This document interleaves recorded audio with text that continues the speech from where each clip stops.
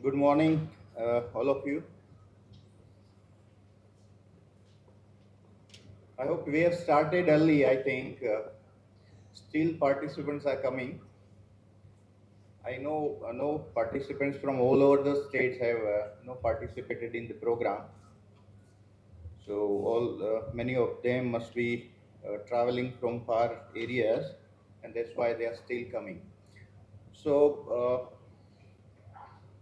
in such a wonderful program, Pharma Anveshan 2026, being organized at Sathyabama Institute of Pharmacy. We have with us today Ms. Maria Madam, Vice President, SIST, our Senior Member, Pharmacy Council of India, and EC Member of Pharmacy Council of India, Dr. Jaikar sir.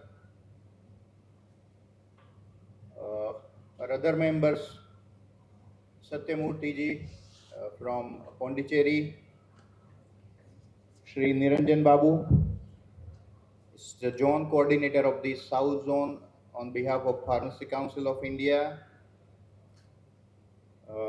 Again, we have the Chairman of Pharmacy Council of Tamil Nadu, Dr. Jay Shilanji, our member Rajaram Pandianji from Tamil Nadu itself, Principal Sir, and Director Madam, Dr. B. Bharti. Principals, directors of various institutions, and participants, representatives from across Tamil Nadu state. First of all, it's a pleasure meeting you all. The reason being, we are celebrating the legacy of our pharmacy profession. We are commemorating the 124th birth anniversary of Professor Mahadev Schroff. Being a pharmacy professional, would say the academicians who are over here, they must be knowing about ML Schroff ji. But the student participants, you might not be knowing. And of course, the reason being celebrating this day, the Pharmacy Council of India has announced this day as the Pharmacy Education Day.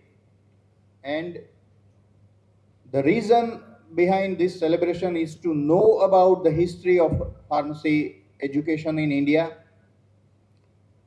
Pharmacy profession or pharmacy education in India, I would say, was not that much structured earlier.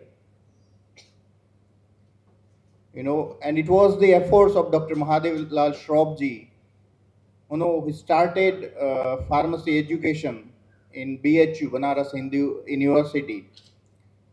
And because of his efforts only, today we are, learning, we are, in the profession, or we are in the education, what we are getting today. So it's our duty to remember him, to pay tribute to Dr. M.L. Schroff. And I'm really happy that I'm part of a program where I could pay a tribute to Dr. Mahadev Lal Schroff, who's the real hero of pharmacy profession in India, I would say. See, as far as history is concerned, those who don't remember the history, or those who don't learn from the history, they cannot create history. Dear friends, you always have to, as far as history of the country is concerned, history of anything is concerned, we being the pharmacy professionals, we need to know about the history of our pharmacy profession. And we being PCI want you to create history. That's why we are trying to collaborate. The basic idea, if you know, the name of the program is Anveshan. We started celebrating Anveshan in 2023.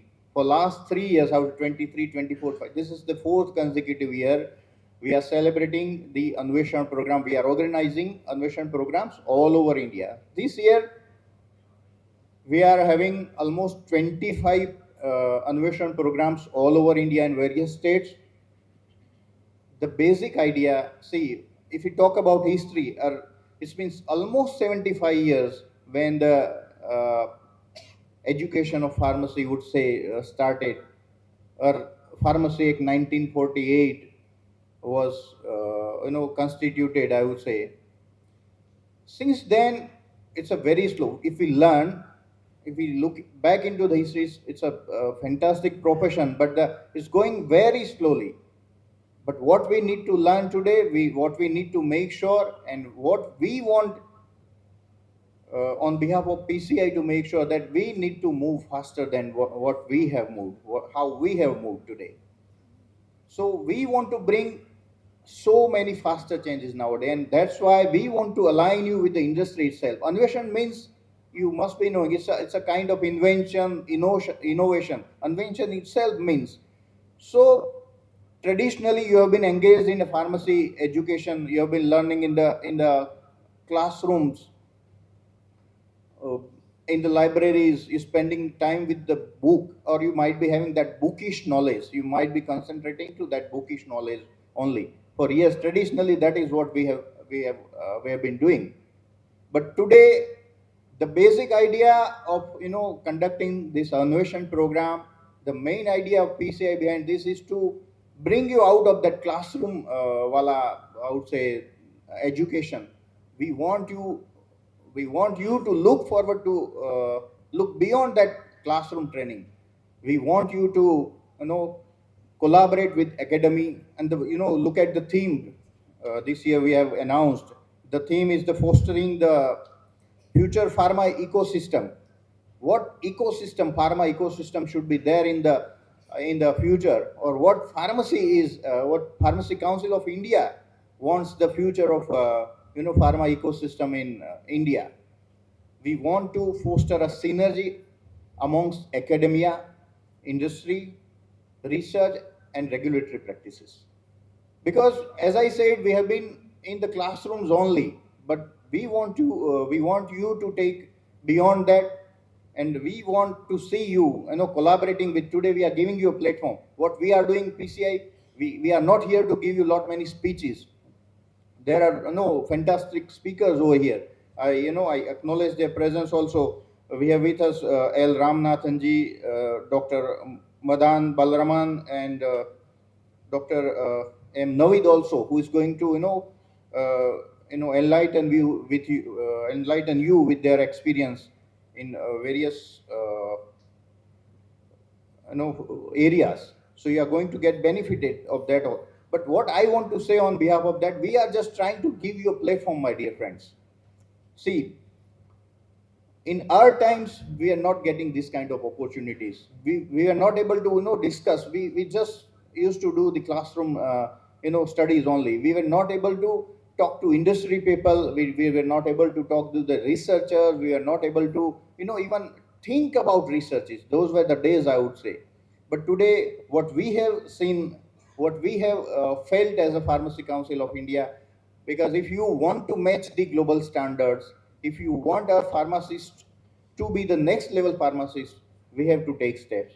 In accordance with that, we have designed our syllabus also. I'm happy to share that within a few days, our team is going to announce a new BPharm syllabus, where we have tried to integrate some components like AI, again, collaboration with industry, some components. We always think that our profession, pharmacy people, a lot of pharmacy people are working in the industry also, but we rarely are taught in the classroom about the industry. So we want to make sure that the new syllabus which comes, it prepares you, it makes you ready for the industry. And once finish your course, Bachelor of Pharmacy, that we have designed a new syllabus, the industries are waiting for you to provide the employment. So this is the new era of pharmacy, where we want to take you beyond the traditional things. We want to make you industry ready. We want to make you global standards, match you with the global standards. So these are the kinds of things, and that is the reason we are providing this platform. I congratulate all the participants I came to know that about 700 participants have registered with their smaller or any kind of ideas, patents, or poster presentations. I really congratulate to be the part of this function.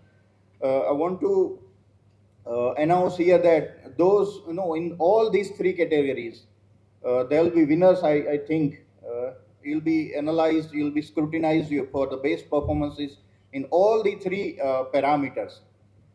And that's not all. That is not going to end over here.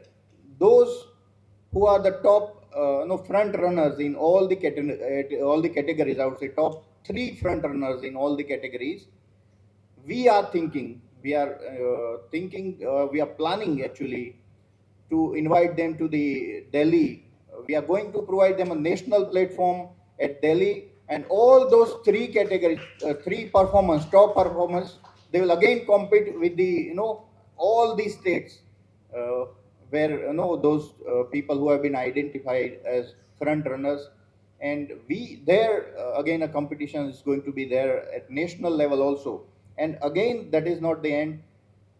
It's not just a competition. We want to make sure that we nurture your innovations. We want to incubate your innovations, your ideas, and there also at national level, we'll try to make sure that as many industries as can be invited. We'll try for that at national level.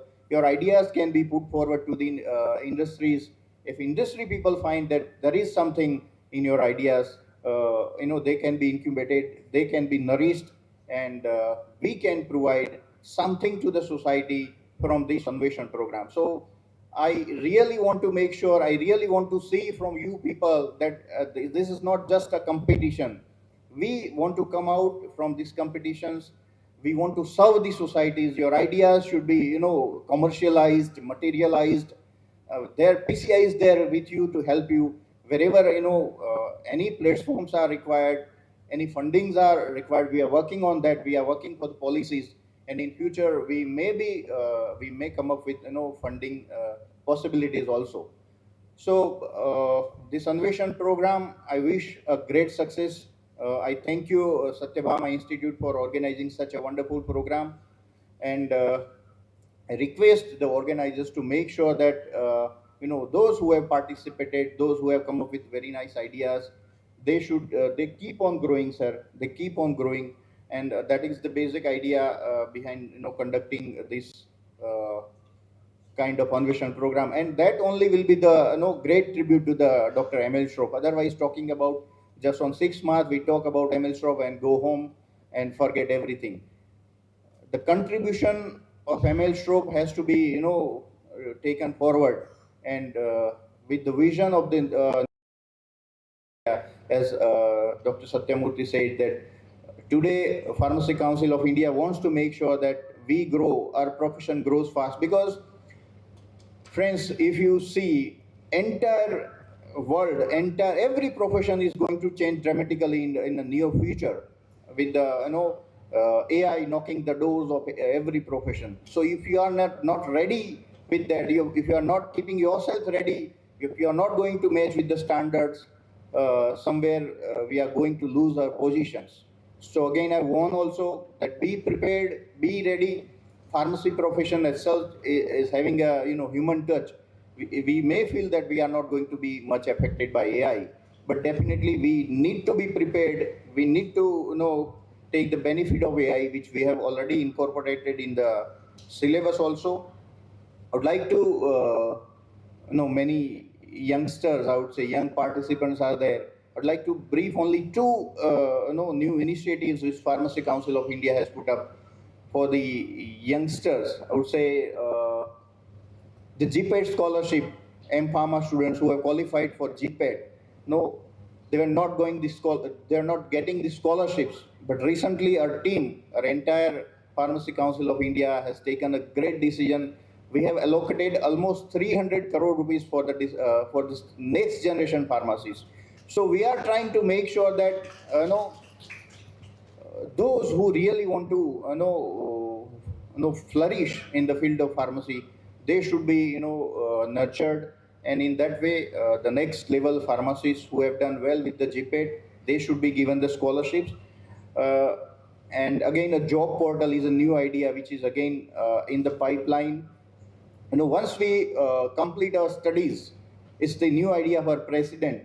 Sometimes what happens when we finish our studies, M Pharma or B Pharma, Pharm D even, we never know where are the opportunities. Sometimes we look forward to get the employment, but we sometimes don't get the right information also. So Pharmacy Council of India has nowadays come up with an idea of job portal which is under preparation. Hopefully within a month or two, you'll be able to witness the job portal in our website itself.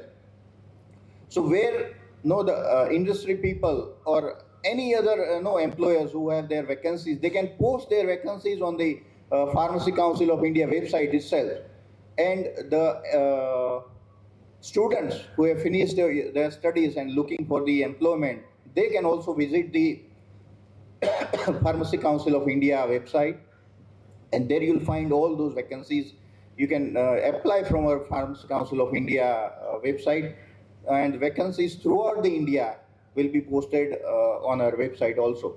So it's a new initiative again which is being taken by Pharmacy Council of India. As many youngsters, young students, researchers are there. I request them to take benefit of that.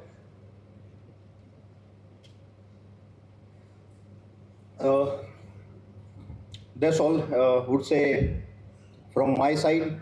Once again, I wish the program a great success. I thank you all the participants for participating in this competition, all the industry people, principals. Again, thank you for being part of this new initiative of Pharmacy Council of India, and take an opportunity to thank the Institute, Sathyabama Institute, Vice President, to organizing such a wonderful program. Thank you very much.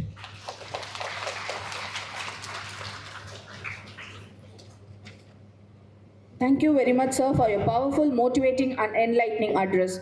I request Dr. Niranjan Babu, sir, to address the gathering. Om Namo Venkateshaya. Good morning, Chennai. Vanakkam, Sathyabama University. Respected Honorable President, Pharmacy Council of India, Dr. Montu Kumar Patil ji, our beloved Honorable Vice President, Shri Jesubai Hirabai Chaudhary Garu. Really, today it is a great day because sincerely, honestly, meticulously planned by our Vice President and entire team of Pharmacy Council of India, today we are witnessing, I think, overwhelming responsibility from entire Tamil Nadu. I want to thank you, sir, on behalf of Pharmacy Council of India South Zone Coordinator, to you and your support to bring this entire program in a great manner in this Sathyabama University as a role model for next generation of all the programs. Thank you, sir. I want to thank especially the Sathyabama University management led by Vice President Srimati Sri Maria Madam. Thank you, Madam. I have given you a wonderful platform because after seeing this wonderful hospitality, we are really happy, Madam, to stay back here entire program up to, I think, it will go 6 o'clock. Really, if you see any program, we will see little presence. I think over 1,000 people, I think eminent personalities, they were here. We are going to share the knowledge of everything. Thank you, Sathyabama University, for providing a beautiful venue for us. Thank you. I want to thank our EC member, the senior most member of Tamil Nadu, Professor Jaikarji. I want to thank CC member, Tamil Nadu, Rajaram Pandian ji. And I want to thank especially, because I want to tell lastly, but our dynamic leader of our entire team, our IT chairman, Satyamurthy ji. I think no, even minute is working behind everything. Now you are seeing the man behind this entire program is none other than our Satyamurthy ji. I thank Satyamurthy ji for provided me this wonderful opportunity to present in front of you all. I'm not taking much of your time because we have planned like that. You never miss all the programs continuously. You are going to be witnessed today. I want to thank our Pondicherry member, Sri Kavimani ji. I want to thank National Coordinator of Pharma Innovation 2026, Srikant Joshi ji. I want to thank our South Zone Co-Coordinator, Sri Dr. Sharat Chandran ji. I want to thank this Dean and Principal of Sathyabama, Shanmuga Pandyan ji. I want to thank Director Bharati Madam ji, Principals, Directors, all institutional head of Tamil Nadu state. And I want to thank industry, other academia and researchers, everybody to this. I want to welcome our younger generation, that is student community, whoever they are participating. I am welcoming you wholeheartedly on this 6th March 2026 in the day of our legendary and dynamic father of pharmacy, that is Sri M.L. Schroff ji's birth anniversary, that is 124th birth anniversary we are celebrating in this great soil. That is the greatness of our Pharmacy Council of India. They have provided this better opportunity to remember all these days. We are providing, I think, this type of platforms in future also. I am requesting you all wholeheartedly participate, encourage our younger generation to go for a nice innovation. That's why today theme also like that only. We are forming a future ecosystem in this, bringing all 5 elements, that is academia, industry, researcher, regulator and practice persons together to give you some essence. You are going to be future vision of Bharat. That's why our Modi ji and our President Montu ji is always telling we want to achieve our Vikasit Bharat 2047. Like this programs has to be conducted throughout India. That initiation is taken by Pharmacy Council of India. Today we are witnessing that. I think this much patience we are seeing. End of the day also like that only. We are going to fix you. I think we are going to close all the doors of this entire venue because that much program we are scheduling. My sincere request to you all, sit and enjoy and take the essence of this entire Pharma Innovation Day in a greater way. Thank you very much. Jai Hind, Jai Bharat.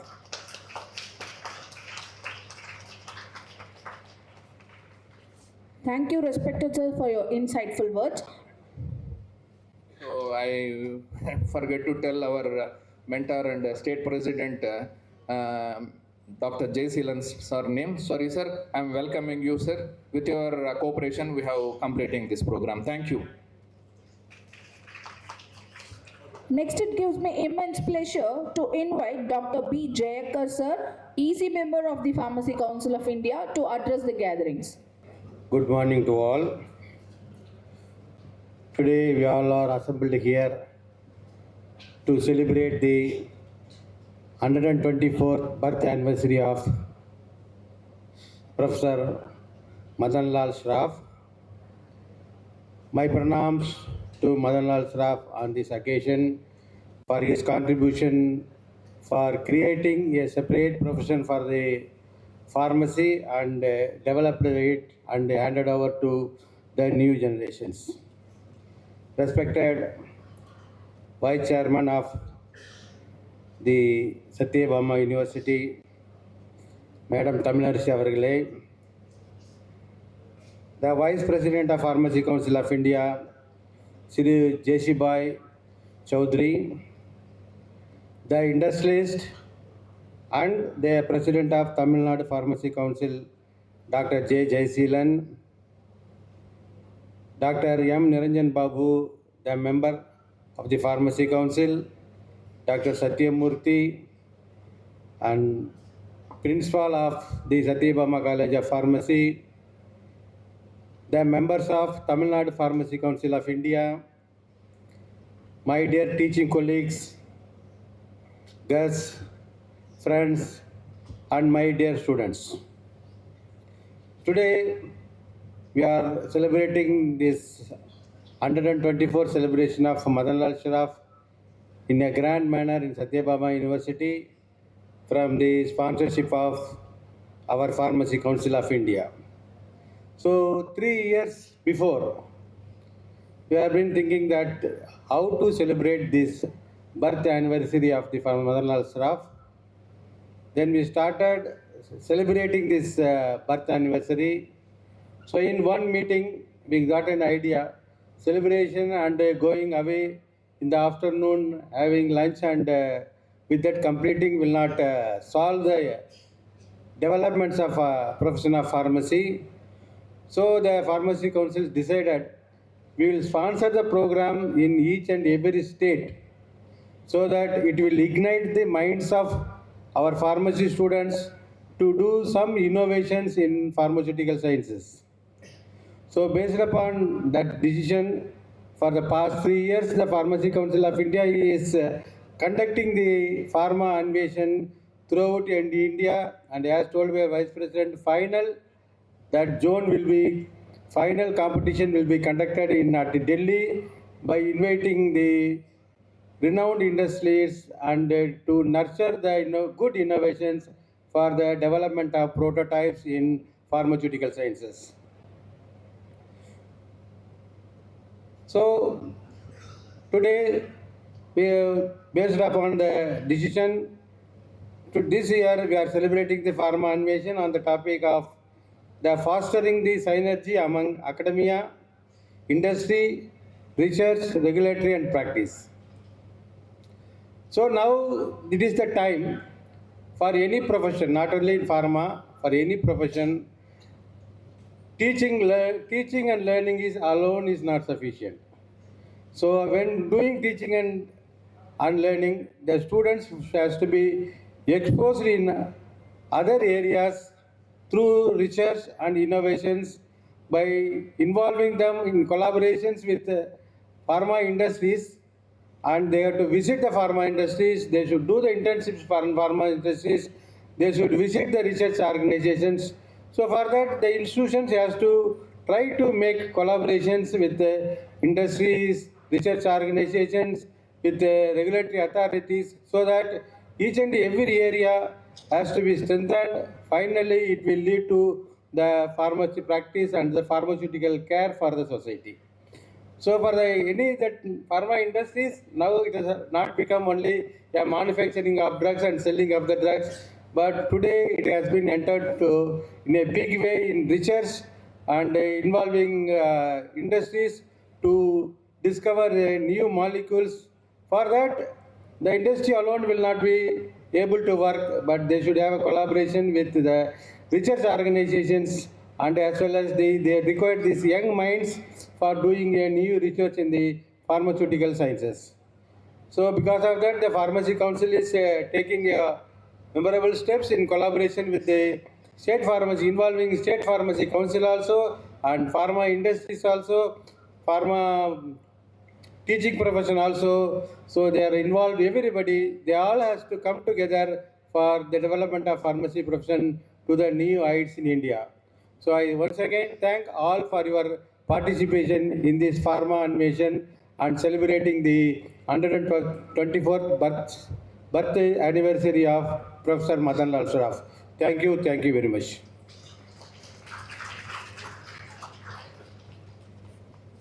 Thank you, respected sir, for your inspiring address and sharing your expertise with us.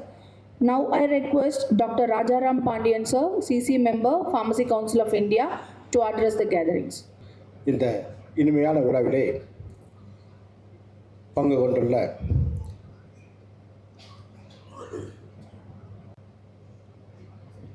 Satyabhama காலேஜின் யூனிவர்சிட்டியுடைய vice president madam Maria அவர்களே, மற்றும் pharmacy council of இந்தியாவுடைய vice president Chaudhary ji அவர்களே, இங்கே வருகை தந்துள்ள Jaykar sir, EC member, pharmacy council of India, மற்றும் Sathyamoorthy sir, Niranjan Babu sir coordinator, Tamil Nadu pharmacy council president sir Jayachandran sir அவர்களே, மற்றும் இங்கே வருகை தந்துள்ள தமிழ்நாடு ஃபார்மசி கவுன்சில் உறுப்பினர்கள் மற்றும் இவ்விழாவில் கலந்து கொண்டுள்ள பிரின்சிபல்ஸ், ஸ்டூடெண்ட்ஸ், உங்களுக்கு அனைவரையும் வணங்கி, இந்த இனிமையான விழாவிலே கலந்து கொண்டு மிக சிறப்பான ஒரு பயனை நீங்கள் இது பண்ணலாம். ஏன்னா பெரிய பெரிய தலைவர்கள்லாம் இங்கே உரையாற்றினார்கள்.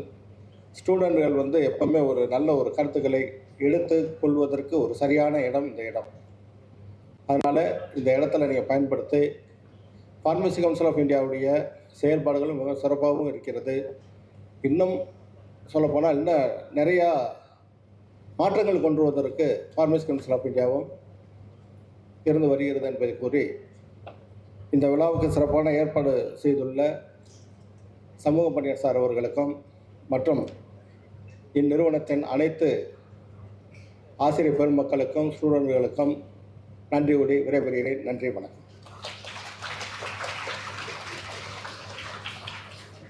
Thank you, respected sir. Next, I request Dr. J. Jayaseelan sir, President, Tamil Nadu State Pharmacy, to address the gathering. எல்லோருக்கும் காலை வணக்கம். Respected Vice President of Pharmacy Council, Sri J.H. Chaudhary sir, respected Vice President of SIST, Mrs. Maria, Madam, the Dr.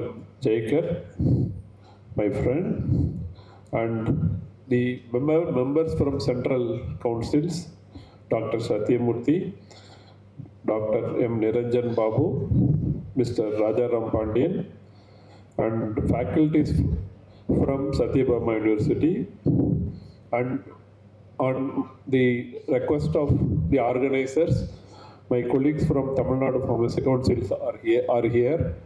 Mr.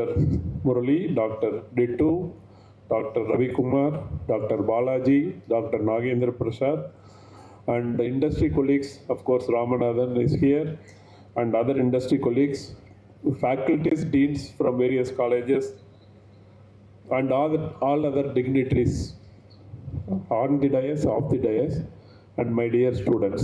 A formal good morning to everyone. Our Vice President and other speakers have already clearly explained what is the purpose of today's celebration. I don't want to repeat, but I want you to understand the responsibility or the message what you need to carry after this program. Just think, India got independence only in 1947, whereas a visionary leader who thought about starting a pharmacy course, organized B-Pharmacy course in Banaras University in 1932. Before even our independence, there was a visionary leader and support of other pharma faculties that time. The first pharmacy course was started, which was organized. Before that, Madras Medical College had a diploma course, which is not a degree course kind of things. But the B-Pharmacy, where today we are all here, this course was organized and started by the great visionary leader of M.L. Schroff sir. And that is why Pharmacy Council of India want to commemorate and celebrate that in the form of this function. But here what you need to understand is, when we got independence in 1947, as students you should understand, India was not self-sufficient in drug manufacturing or getting medicines for our own diseases. The life expectancy was very low when we got independence. Even for a normal diarrhea or say, small infection, people used to die. That is the position, because we were depending on multinationals only for getting medicines. Almost there was no Indian companies which was in the top 25 or top 50 countries. Mostly drugs were imported and we were using it when we got independence. So When the visionary leader started his activity in 1932 and built a structured pharmacy education, after 1947, in 1970, we took a decision, the country took a decision that we will not be part of patent, we will be removing the patent, and any product launched in the world can be launched here. That decision of 1970 Patent Act enabled many Indian companies to enter in. And lot of Indian companies came in and we started manufacturing any medicine invented in the world, India will launch it. That is the period.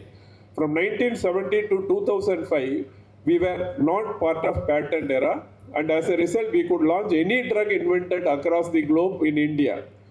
And also we became part of globalization in 1980. So what has happened? Your senior pharmacist has made already India proud.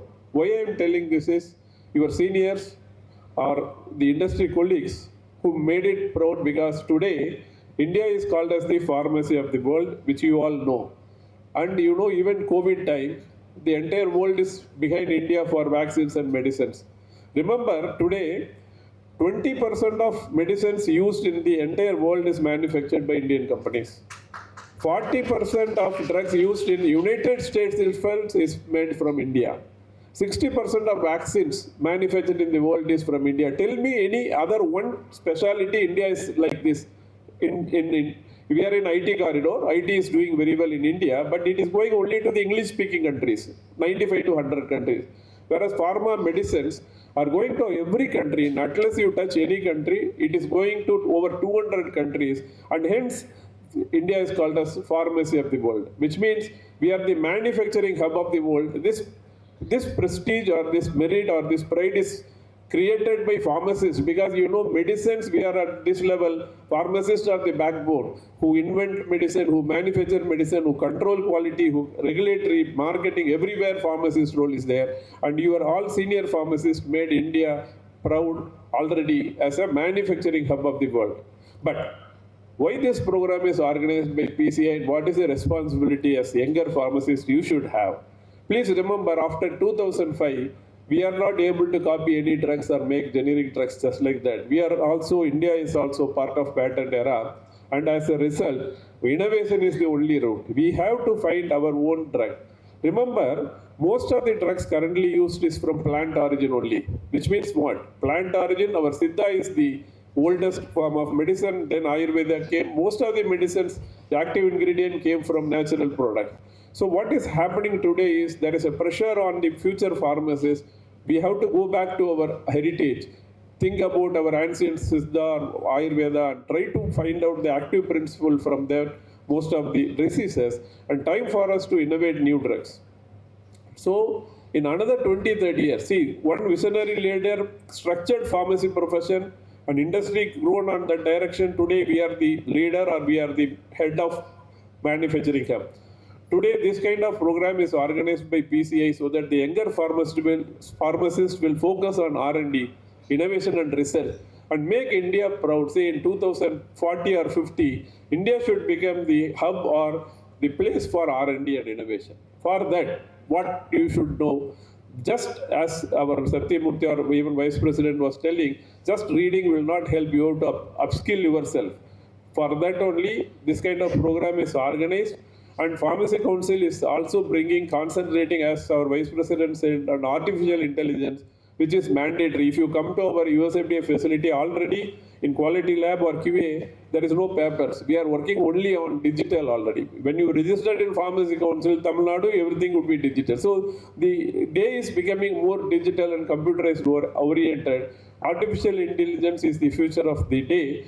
Already PCI is focusing there to include it in curriculum and making pharma as a AI-ready professionals. So the responsibility or the message what as budding pharmacists we should take is, we should work on innovation and R&D, and we should make our India as the head of innovations. And remember, it is not about, finally I want to tell, when we are talking about business to 200 countries and all those things which we have already created, it is not about dollars earning our money. It is about saving lives of trillions and trillions of patients. Remember, doctor can only diagnose the disease, but finally the treatment is through medicine. And for medicine, father of medicine is pharmacist. Without pharmacist, you cannot invent, manufacture, market, nothing you can do in medicines. So you are all budding pharmacists. You have a responsibility and trust from the community, not only from India, across the globe, that the quality of Indian medicines is good. That is why we are far ahead of even China or any other country in the world today in formulations. If we want to continue this good work and make India proud in R&D and innovation also, with this communication, I thank the organizers for making such a wonderful program. Well done. Thank you very much. All the best. Thank you, sir, for your meaningful words. मना रहे हैं और इस 6 मार्च पे हमारे father of pharmacy professor ML Shroff की जन्म जयंती हम सेलिब्रेट करते हैं, जो फार्मेसी में पूरा ही योगदान 1932 से लेकर 1948 तक जो भी हमारा कायदा कानून बना उसमें उनका बहुत ही योगदान रहा है। अब ये जो फादर ऑफ फार्मेसी की जो बर्थ एनिवर्सरी को मनाने का एक ही रीजन है कि जो इंडस्ट्री और एकेडमिक का जो गैप है, या तो जो हम साथ में रहकर काम करना चाहते हैं। आपको पता है कि फार्मेसी एक इंडस्ट्रियल के साथ जुड़ा हुआ कोर्स है और ज्यादा से ज्यादा हमारा इंडस्ट्री में फार्मासिस्ट काम करते हैं। तो जो नई पेटेंट रिसर्च और जो भी इनोवेशन आइडिया है या तो कोई स्टार्टअप आइडिया है, उसको इंडस्ट्री के साथ रहकर कैसे उसको आगे बढ़ाया जाए और कैसे वो प्रोडक्ट को हम पूरे देश भर के लिए और पूरे विश्व में हम उसको ज्यादा से ज्यादा लोगों पे पहुंचाया जा सके और फार्मेसी प्रोफेशन को और आगे ले जाया सके, उसके लिए हम ये सेलिब्रेट कर रहे हैं। पहले हमने पहला फार्मा अन्वेषण कार्यक्रम विज्ञान भवन से शुरुआत की थी 2023 से, जिसमें 100 से भी ज्यादा इंडस्ट्री के लोग और पार्टिसिपेशन 1000 से भी ज्यादा लोग पूरे देश भर से आए थे। लेकिन इस बार हमने पूरे देश भर में अलग अलग स्टेट में सेलिब्रेशन करने के लिए आह्वान किया है। पूरे देश में हर एक स्टेट में सेलिब्रेट भी हो रहा है। तो इस फार्मा अन्वेषण के माध्यम के थ्रू जितने भी हमारे टीचर्स, स्टूडेंट जो रिसर्च और इनोवेशन के साथ जुड़े हुए और जो भी इंडस्ट्री के लोग इंटरेस्टेड है, उस ज्यादा से ज्यादा इसका मैक्सिमम उपयोग करें और आने वाले समय में जो अच्छे रिसर्च और पेटेंट करने वाले लोग हैं उनको भी हम फार्मेसी काउंसिल ऑफ इंडिया के साथ जोड़कर वो प्रोडक्ट है उसकी जो भी न्यू आइडिया है उसको कैसे इंक्यूबेशन करके उसको और आगे ले जाया सके, उसके लिए भी पीसीआई पॉलिसी बनाएंगे।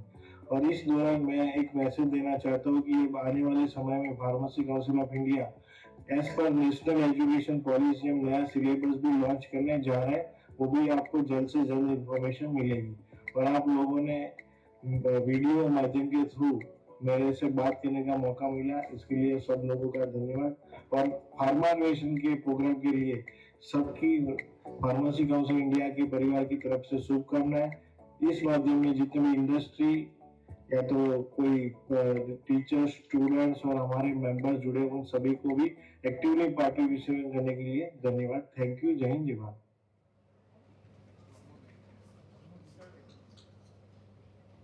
Thank you, sir, for the words through video. Next up, we have a tea break for 10 minutes. I request students to quickly go. Wait, students, wait. Students, please wait.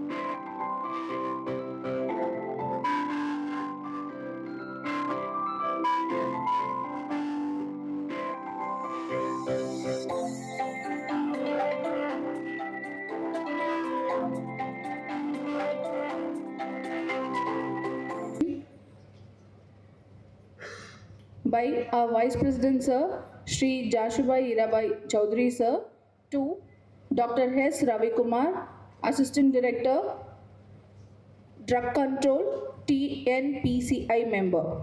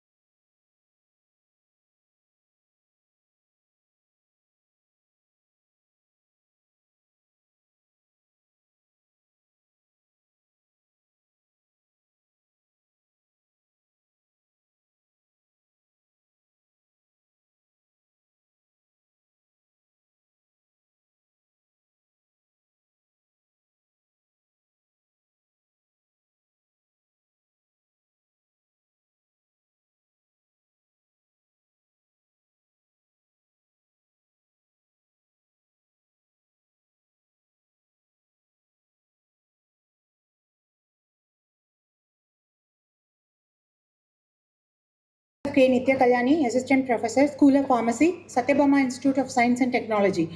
With great pleasure, we now begin the keynote session of Pharma ANVESHAN 2026. This segment brings together eminent leaders who will share their expertise on innovation research and the future of pharmacy.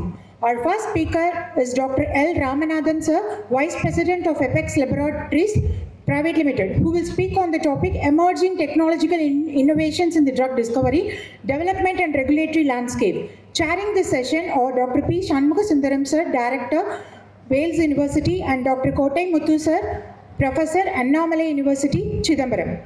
Let me introduce our speaker, Chairperson 1, Dr. Shanmugasundaram Sir.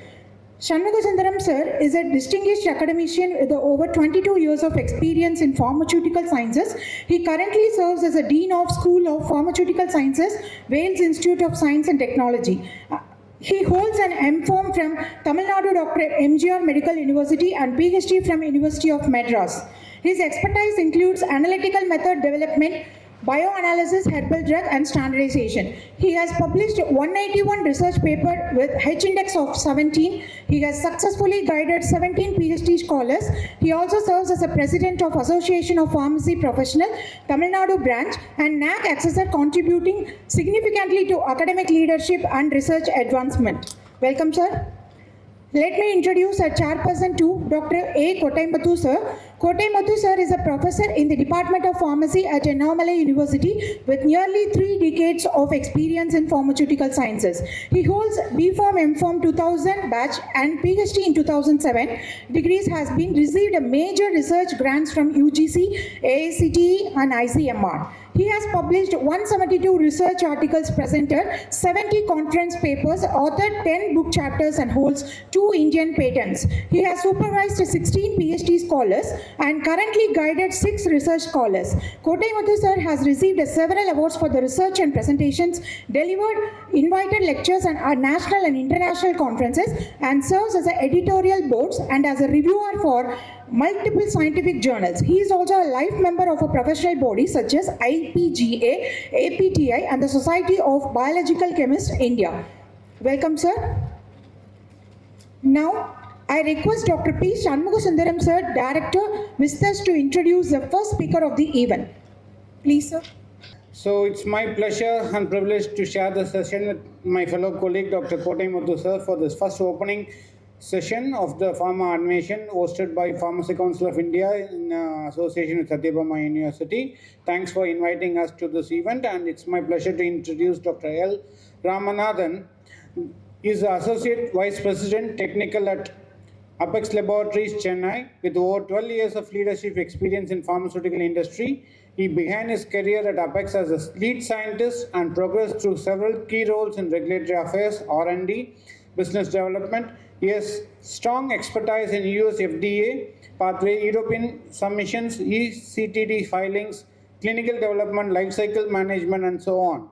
Dr. Ramanathan is also actively involved in professional organizations, serving as Vice President Tamil Nadu PMA, Joint Secretary Confederation of Indian Pharmaceutical Industries, EC member of 4. He completed his pharmacy education from JSS College of Pharmacy, OT. Now I request the speaker to enlighten the gatherings with his knowledge on the topic, emerging technological innovations in drug discovery, drug development, and regulatory landscape. Thank you.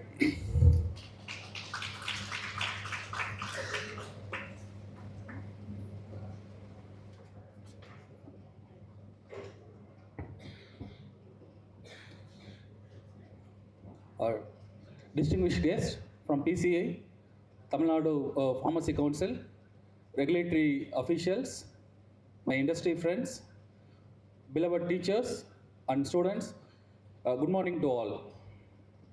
So today I see a lot of change, dynamic leadership of the Pharmacy Council. When I heard from our Vice President, sir, the exposure level what they want to bring in to the pharmacies, particularly the pharmacy sector, because none other can experience than me, because I'm a third generation pharmacist. So my grandfather had the first pharmacy shop in Pollachi, and then my father did his B.Pharm in Madras Medical College, and then he started a first company in Alathur, which is situated near Chennai, Pharma Park. So, and then I also did pharmacy. Now I'm with Apex at a senior management level. So you can witness my success story here. So, because, and I also probably think my future generation also will be a pharmacist, because we are very proud to say as a pharmacist. I completely agree with the views on Satyamurthy sir when he talked about a pharmacist, how he's been accepted in the society. I think a lot of change has been done so far, and I hope and congratulate the new team PCI for their dynamic leadership, and that is the whole reason I wanted to participate on this and then share my experience on this. So coming back to this particular topic which I have selected was on the innovation, because when they wanted me to talk on the pharmacy kind of tech transfer things, that will not be relevant to the students, but these kind of things, innovation is with the new generation, and it also coincides with the theme of Pharma ANVESHAN. So my first slide, please. So let us have an interactive session. You can see a couple of 3 things in the slide which you can relate. Can somebody let me know that? What is the relevance and what is it has? What is the relevance and what is the status of today? Because those who had experience of 80s and 90s, I don't know about 2K and Gen Z, but 80s people have experienced these 3. Any guesses? Please. நம்ம interactive session வச்சாதான் உங்களுக்கு வந்து புரியும். ஏன்னா because என்னோட topic is very try, so people have to interact with me. So first one is a Nokia phone, second thing is a Kodak camera, and then the third one is a BlackBerry. Can you correlate? Because those 3 were their leaders at their time, but they failed to innovate. They failed to understand the market. So Nokia, everybody used to have in late 90s, everybody used to have Nokia phone. So now what happened? Android came, but they didn't update. But now they are irrelevant. Similarly, Kodak, everybody used to have Kodak films. Now digital films, after that, a lot of things have changed, they didn't adapt. Similarly, BlackBerry was considered one of the safest phones in the world. Even US Secret Service, everybody was using the phone, but still, no, they didn't update all the things, Android, iPhone. So later, the technology came in and ruined them. Next slide, please. Can you relate these cars?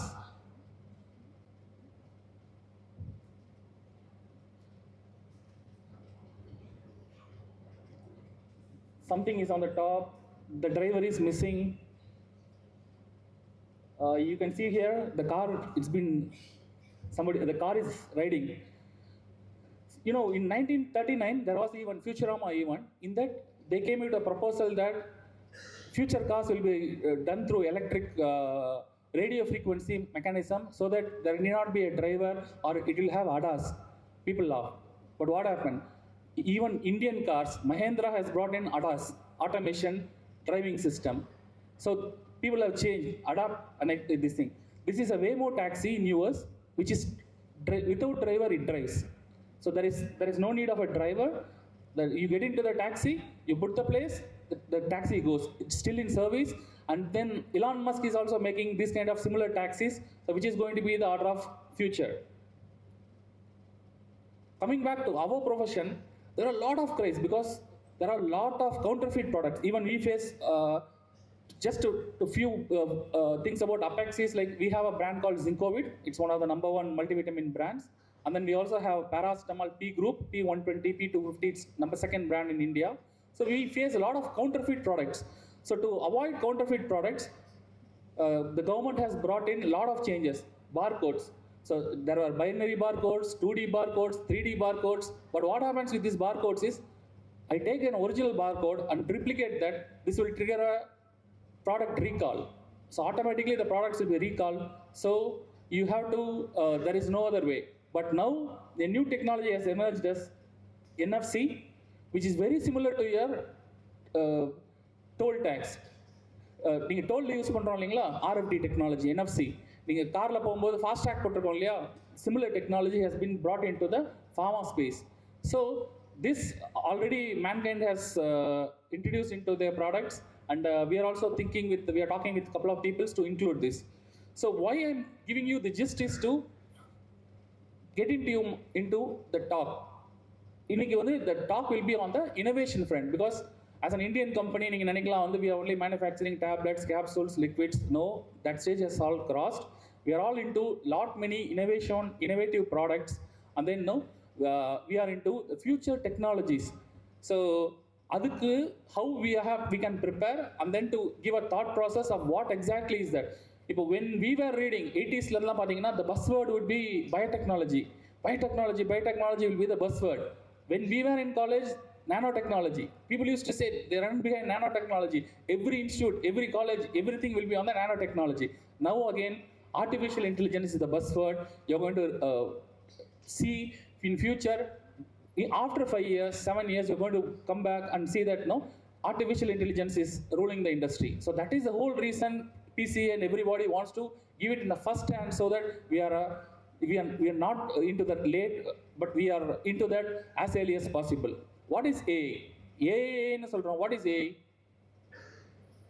Simply சொல்லலாமா? AI is my phone, right? I can put ChatGPT, I can put Perplexity, I type it, it gives you a lot of things, right? That is AI. Simple. How the AI can be used into pharma profession, and what are all the technologies which has been upcoming, and which by the experience of us, because we need to have experience as Apex, we have already experience because I lead the R&D. So we are into many things, and my talk will be totally towards on the regulated market perspective. So earlier the research will be in a kind of, it's going to take years together. The research budgets are very small. Even our honorable PM had a speech that's been circulated in WhatsApp. You can see that he talked 7 times about the quality, but he emphasized tomorrow's world will be ruled by innovation, and Indian companies are very stringent. They are not investing more on innovation, R&D. Companies has to invest on R&D, then only the future is going to be for the India, because generic times are gone now that the patent era has started. So we have to invest on this kind of technologies. So the pre-discovery era itself is going to take so many years, and then we have to do a preclinical study, and then you have to do a clinical study, and then you have to get an approval, and it's going to take, like I've been working on one product for an NDA. It's a new drug application in US for like 7-8 years. Now we are in phase 2 stage. So in US FDA, when you go to their application, so you have to do a first animal studies. So once the animal studies is done, and then you can go for a pre-IND meeting personal or you can also have written request, and then you have to submit your IND package. So once IND is done, then you can do a phase 1 healthy volunteer study. Phase 2, you can do phase 2A, 2B for an like both safety as well as efficacy, and then exploratory phase 3 trial, upon which then you'll be submitted for a review, and then you can submit the NDA form, and then they'll be reviewed, and then they will give a status, and then they will give you a labeling, and after labeling factory inspections will be triggered. Now in certain cases the pre-authorization also is being done, after which your drug will be monitored through their MedWatch program. So similar in India, PSCR reports has to be generated, pharmacovigilance has to be done. இது எதுக்கு சொல்கிறேன்னா, I'm giving you a gist. இப்படி தான் வந்து ஒரு product வந்து regulated மார்க்கெட்டில் it's been featured. இதில் வந்து we are working on rare disease opportunity called as orphan drugs. Orphan ட்ரக்ஸுங்கிறது வந்து கம்மி population, small population will have this kind of disease which is called as termed as rare disease. India, the government has brought in the policy, DCJ has brought in about orphan designation, ICMR is working on orphan designation. We are working in one orphan designation, which is one of its kind. So we have done up to preclinical studies. If preclinical, it's an extensive program. You have to study on the safety, efficacy, genotoxicity, teratogenicity, mutagenicity. Simple புரிஞ்சுக்கணும்னா ஒரு drug வந்து more than effect விட சேஃப்டியில் எப்படி இருக்கு? Safety aspect is the order of day. Before and all, if the drug works, the drug is popular. But if at all now, if there is any issues to the patient, then the drug is will be withdrawn. In case of Munjaro, semaglutides, அதெல்லாம் பார்த்தீங்கன்னா there will be a lot of pharmacovigilance data done. I think pharmacy industry per se can be classified before COVID and after COVID, because before COVID there was a different dimension. After COVID there is a lot of change in the dimensions. So some of the aspects which I'm going to touch upon today is can you seen the Nanban movie? Sir, in Hindi it was 3 Idiots. There will be one classroom scene.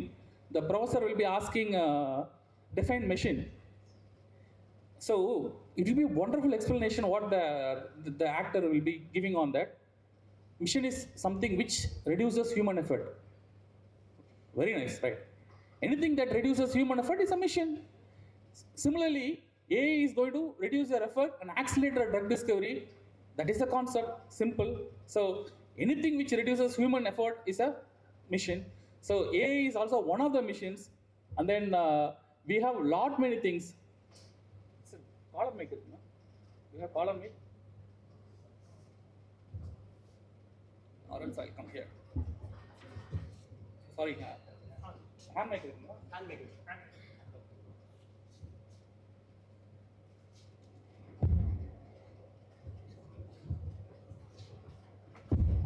Thank you. So these are the topics which we are going to see today. First thing will be artificial intelligence and machine learning, and then we also have genomics and precision medicine. Medicine வந்து இனிமேல் வந்து it's not going to be a generalized medicine. I'm not going to make paracetamol, I'm not going to make antibiotics. It will be a precision medicine. நான் உங்களுக்கு எப்படி explain பண்றேன். And then we also have gene editing technologies. அதுக்கப்புறம் வந்து we have organoids and organ on chip models. இது organ on chip models. I'll explain you. இது வந்து artificial intelligence. And then you have high throughput screening. அப்புறம் வந்து you have also quantum computing in molecular simulation. So இது எல்லாமே வந்து it's all interrelated. Very simple. So at the end of the day, இதுல இருந்து நீங்க ஏதாச்சும் at least few students can get into these kind of things.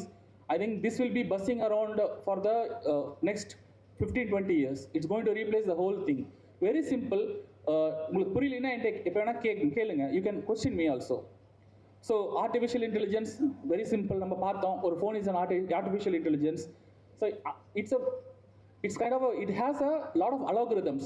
How many search engines? Because I work in AI with the Harvard also. We work with AI. So it is based on the algorithms. இப்போ நீங்க ஒரு search போடுறீங்கன்னு வச்சுங்களேன், how much ever it's been used with journals, data, so it will simulate that and it will present you the data. அதில் வந்து ஒரு subset is ML, machine learning. So machine learning it will thoroughly analyze your data and then it will be explicitly programmed. AI இப்பதான் இருக்கா? AI has been like 1970s it's around, but now only we got the name AI and ML. So certain ML softwares I will let you know. So for example complex biological networks and to identify new therapeutic targets we can look into. The platform like Atomwise this is for accelerating screening of million compounds. Protein structure prediction you can look into DeepMind's AlphaFold 3D protein structure la.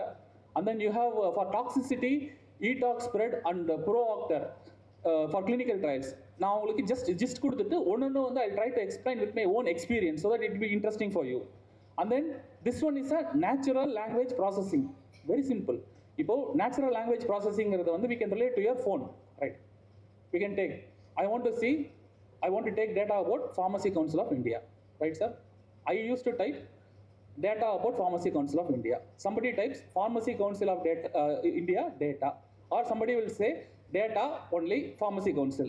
So there are different languages being fed into the system, but this natural language processing unit will process it and it will give you the core idea of that. Your phone is something which is a natural language processing unit. So simple. So நீங்க type பண்ணி பாருங்களேன், உங்களோட AI எல்லா ஃபோன்லயும் இருக்கு. Just like that நீங்க ஒரு ஏதாச்சும் type பண்ணி பாத்தீங்கன்னா this will process and it will give you the exact thing. If you misspell also it will reprocess it. So that is the thing. If this is used in clinical trial tools for higher protocols and all, and then for drug repurposing also, automated literature mining it has been used, and then it is also used in advanced technologies, clinical narratives, including health records, social media, everything. NLP is being used. Adula இன்னொரு term neural network. Neural network is similar to brain. It sends neuron. So இதுலயும் neural network இருக்கு. It involves 3 layers. One is input layers which receives information, hidden layers which extracts and processes the signals, and then outer layer which finally gives you the data. So it is like a human brain which when you feed the information, this will process in a neural scheme and then the data has been given to you. So it's all about search engine and then how effectively the search engine is being processed for pharma. இதை கத்துக்கிட்டீங்கனாலே போதும். So இதுல you can look into these sites. இப்போ இந்த நான் sites கொடுக்கிறது எல்லாமே if you are interested you can note down and then you can look into it so that it might be very useful for you. PADME இருக்கு. This is about protein and drug molecule interaction prediction. Deep bar binding affinity calculations. So these are generally about the artificial intelligence. When you look into the background, 50 there have been buses, but chatbot Mandy, you can type and see 2017. This is something which is related to the healthcare professionals. So for them, there is a chatbot. You can type in and you can see that it will give you predictions which will be shared with the clinical doctors. They will be giving suggestions. This has been already there. This is the first FDA approved cloud-based DL application, R3S. Now Thymus Group has taken it up. So this is also into computing deep learning in clinical setting. This is Pharma is a Singaporean company, pediatric general medicine counseling chatbot.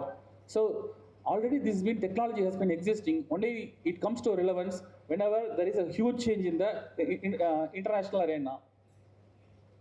Okay. How all it started? Repurposing when it started? COVID. So COVID time, what has happened is the structure was different. Correct? So the helical structure, double helix was there, helical structure was there. They said that the helical structure and the helix are responsible. And then the scientists finally found out that one of the key protein which is very responsible for replication of the virus is MPRO. MPRO தான் அதோட major இதுன்னு கண்டுபிடிச்சாங்க. And then they formed the 3D structure and they deposited it in the PDB bank. PDB 6WQF PDB 5R84. இதான் அந்த structure. இதுல சிம்பிளா பாத்தீங்கன்னா ligand interaction நடக்கும். So இதான் the substrate area. So this is a natural substrate binding. So ligand will be co-crystallized with the enzyme. So this is the pocket they have identified and mapped in the active site. His41 Cis145 pocket. Based on this, millions of drugs has been scanned and then they came into the market as a repurposed drug. So darunavir, metronextron, nelfinavir, these are the drugs. This came through this mechanism. So உங்களுக்கு ஒரு just ஒரு idea கிடைக்குதா? This is because of the docking study and one of the parameters. In Apex, we had a formulation called as Clivera. Most of you must have known because it's only in South India. This is a herbal formulation, antiviral formulation. We did docking study during COVID. So we did on the Emperor side and it got binded and the ligand efficiency was so high. So we did a preclinical study, you can see the binding. So we did a preclinical study and then we got approved from the state government. We did a 100-patient human trial in medical college and our drug is one among the drugs. It was 2 drugs only approved in supporting therapy. One among the drugs to be approved by Ayush and central government for supportive therapy treatment in mild to moderate COVID cases. So this is a classic example of a Chennai-based Indian company doing this. So again, if you go into that, எப்படி drug கண்டுபிடிக்கலாம்? Everybody will have a question, right? நான் drug கண்டுபிடிக்கிறேன்னு சொன்னா எப்படி drug கண்டுபிடிக்கலாம்? How I can find drugs? So அதுக்கு முன்னாடி நம்மளுக்கு வந்து ஒன்று we need to know about the drug or disease, or we need to know about the drug or protein, or we need to know about disease or gene. So இந்த base பண்ணி தான் we can do algorithms. So இதுக்கு வந்து 2 clustering சொல்லுவாங்க. You can look into the algorithm cluster 1 for drug protein and drug target, and then propagation is disease gene. இது நம்ம உள்ளுக்குள்ள போகும்போது சிம்பிளா நான் உங்களுக்கு I will explain you. So Prince is the name of the algorithm. You can note it down if you want to look into. So AI base பண்ணி என்னென்ன drug discovery பண்ணலாம் அப்படின்னா, in drug discovery part you can identify, select and prioritize compound screening and design பண்ணலாம். அதுக்கப்புறம் நான் clinical ஏரியாஸ்ல organ and chip cell assay platforms பண்ணலாம்.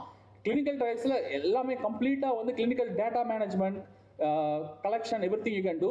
Post market surveillance பிவியில் வந்து ஃபார்மகோ விஜிலன்ஸ்லாம் வந்து case processing, case evaluation, case submission, everything can be ton.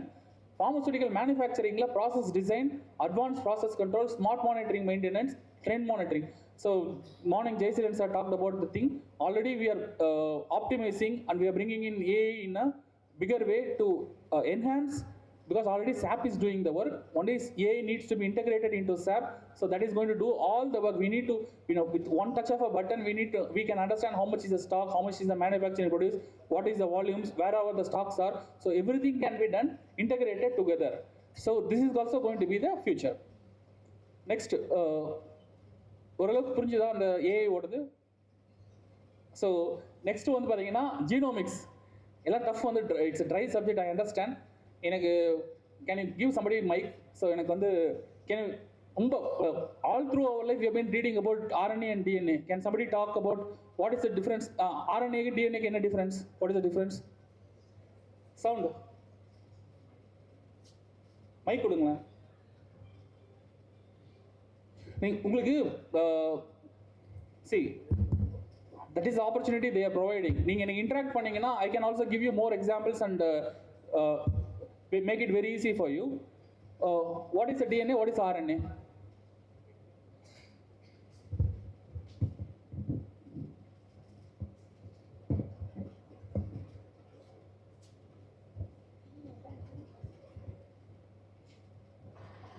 Ribonucleic acid, deoxyribonucleic Correct. acid, sir. Okay.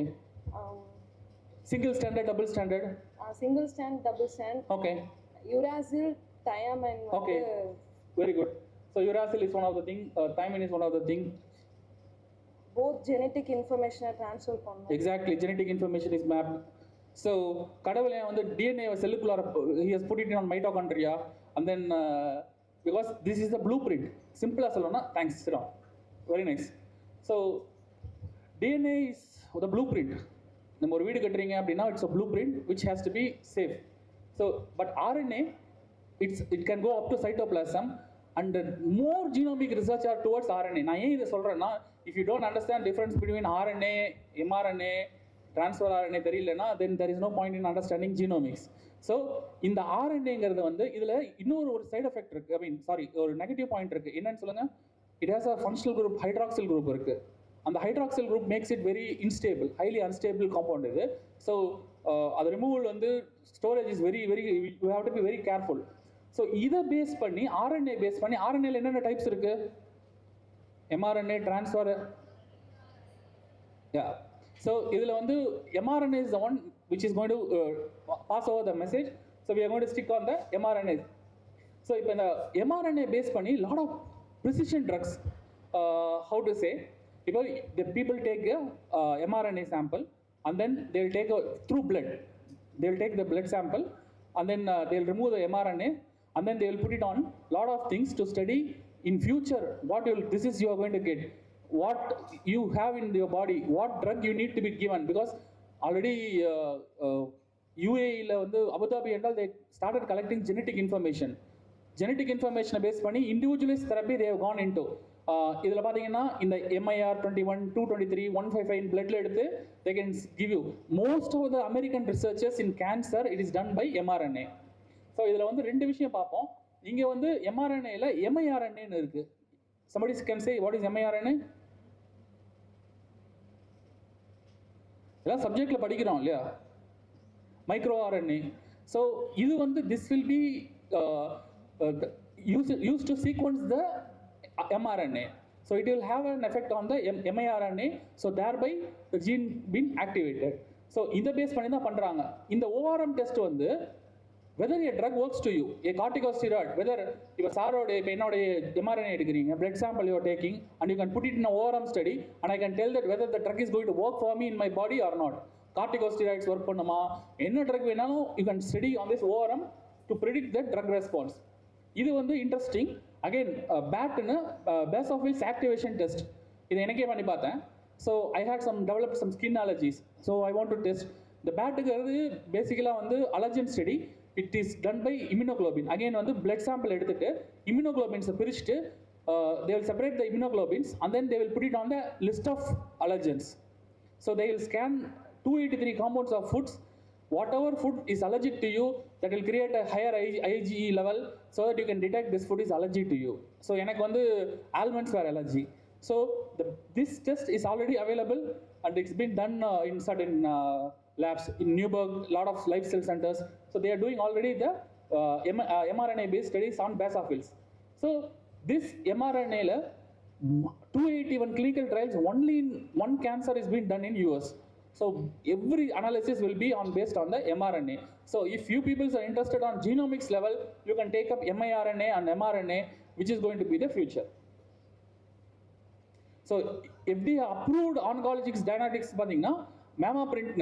So this is a kind of a gene expression that assesses 10 years risk of distant recurrence of early breast cancer.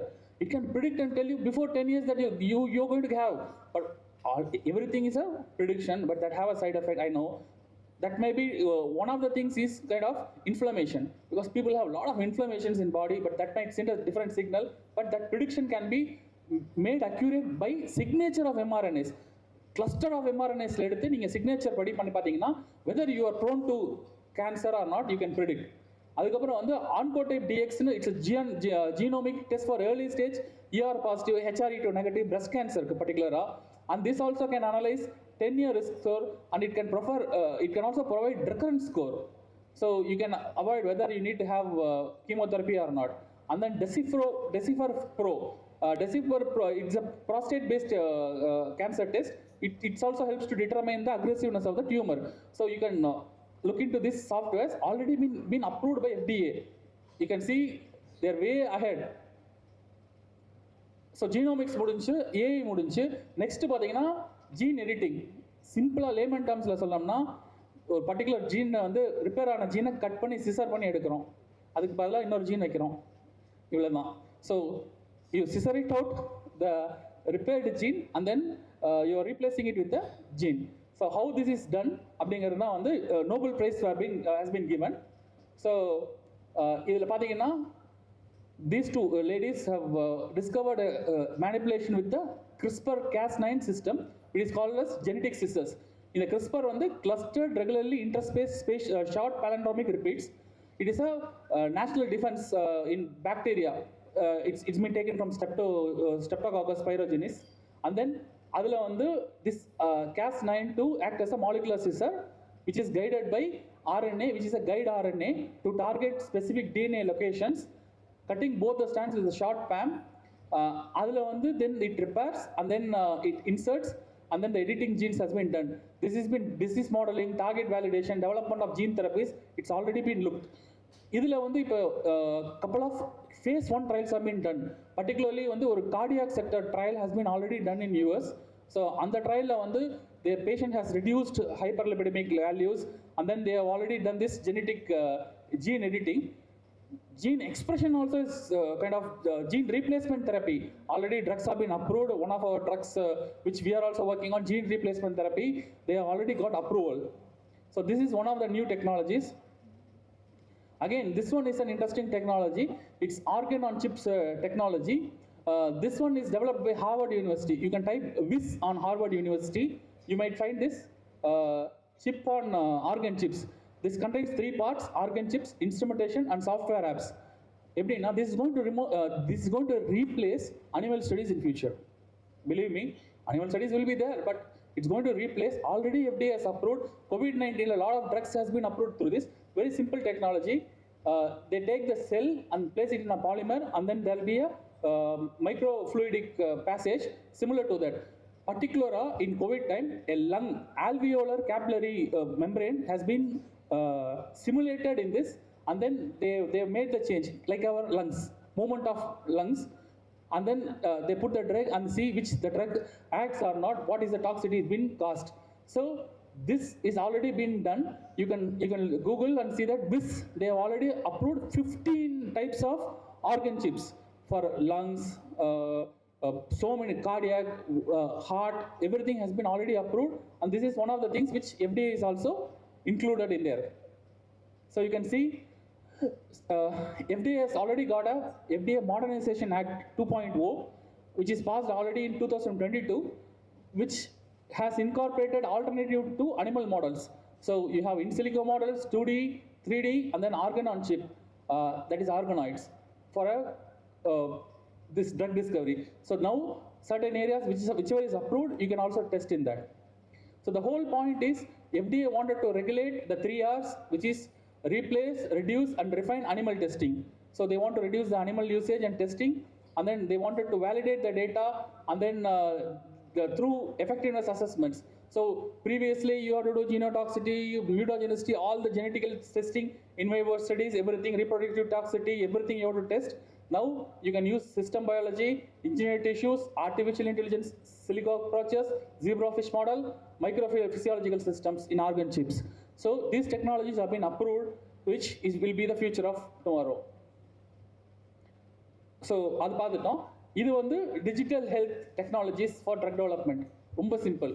உங்க iPhone, your iPhone app இருக்குல்ல, health app, it is a digital health technology. It monitors your BP, it monitors your oxygen, it monitors your sleep pattern, it gives you complete data, and then it shows you what your body is into for 24-hour cycle. You can take it. So that kind of a technology we have.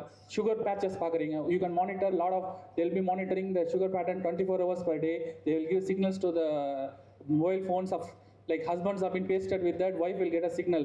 Wife will signal போய்டும், he is taking some sugar, so his blood sugar monitoring level is different. So they are controlling by that. Similar technologies.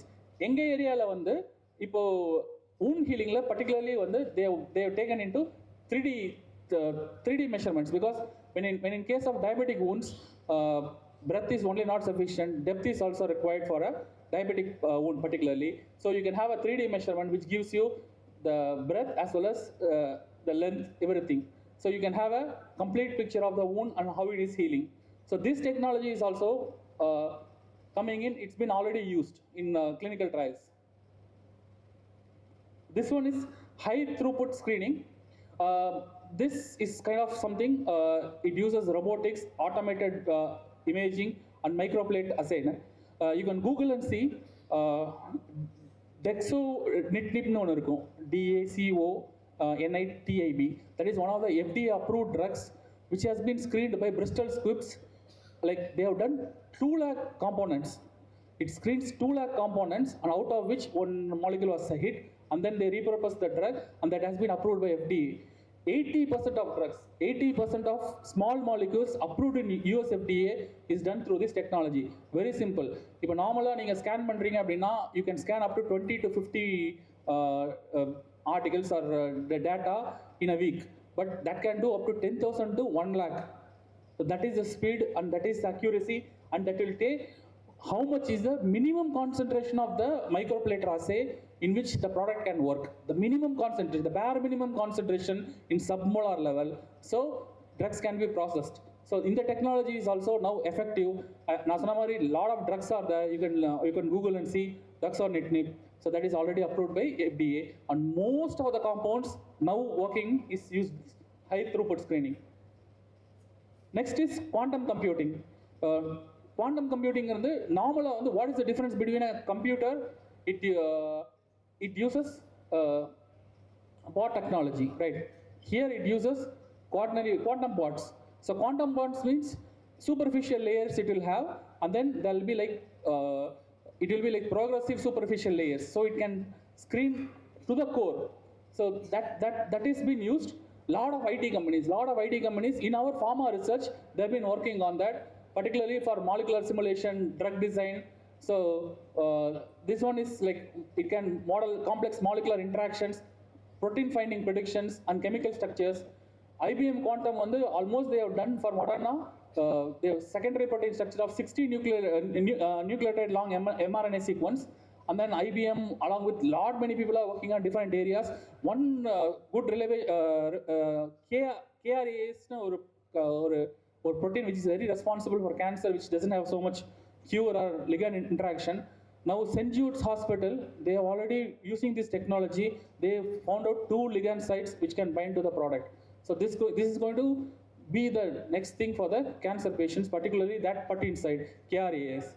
So already that drug is also in the pipeline. So most of the technologies is almost there on the pipelines.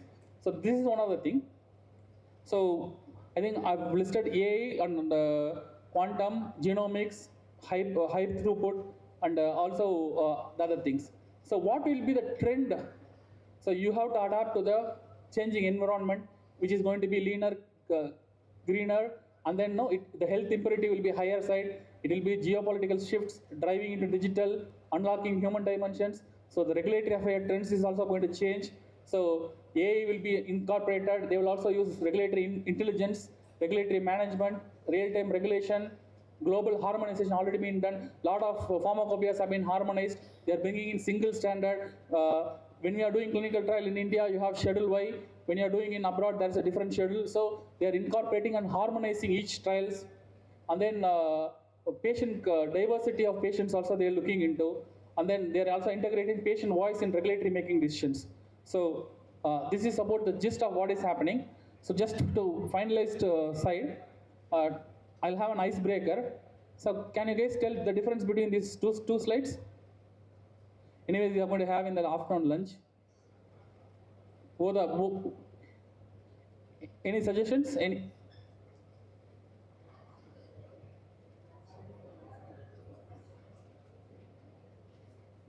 Anybody? Come. Try. Yes. Now, genomics you don't know, I understand. I'm only talking about ice cream. Sir? Yes, sir. Any pidicha flavor solringa chocolate? Yes, sir. You are right. Yes, sir. Yarkachum idea irka? Anybody? Both are ice creams, but one is an ice cream, another one is a frozen dessert. Sorry, sir. The difference between both is one has milk fat, another one has trans fat. So if there should be like the FSSAI limit is like 10% of milk fat should be there for to be classified as an ice cream. I know that ice cream is higher in calories. At least have milk fat. You will not have the trans fat. This one has a complete trans fat. It's called as a frozen dessert. Next time, as a responsible pharmacist, responsible citizen, don't look into the only MRP expiry. Look into the labeling also. That is a very emphasis which I want to make. Thank you.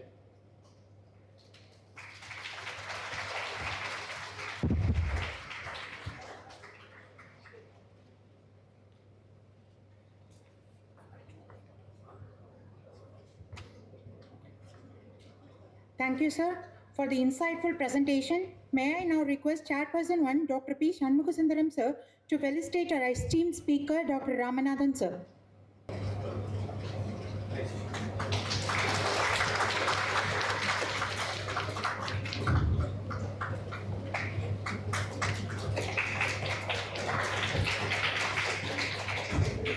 Thank you, sir.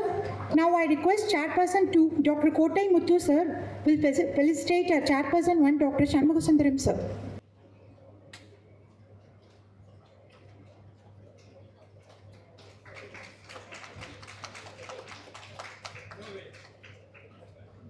Thank you, sir. Now I request Dr. Jayakar sir, Director Vinayaka Mission, will felicitate our Chairperson 2, Dr. Kotai Muthu sir.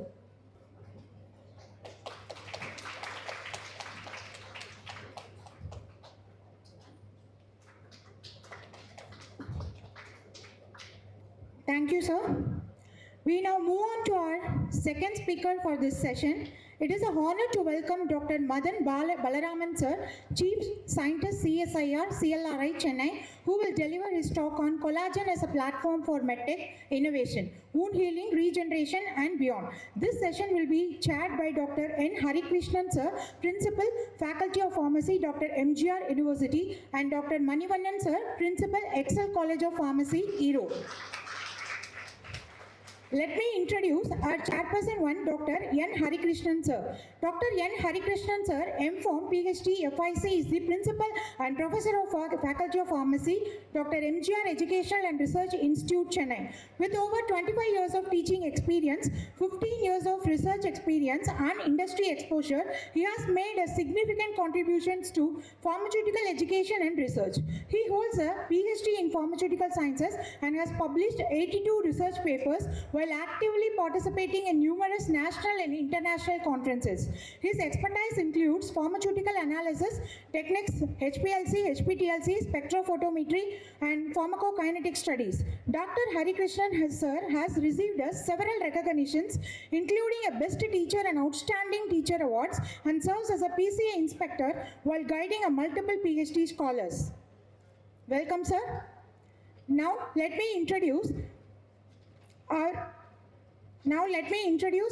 our Chairperson 2, Dr. R. Manivannan sir.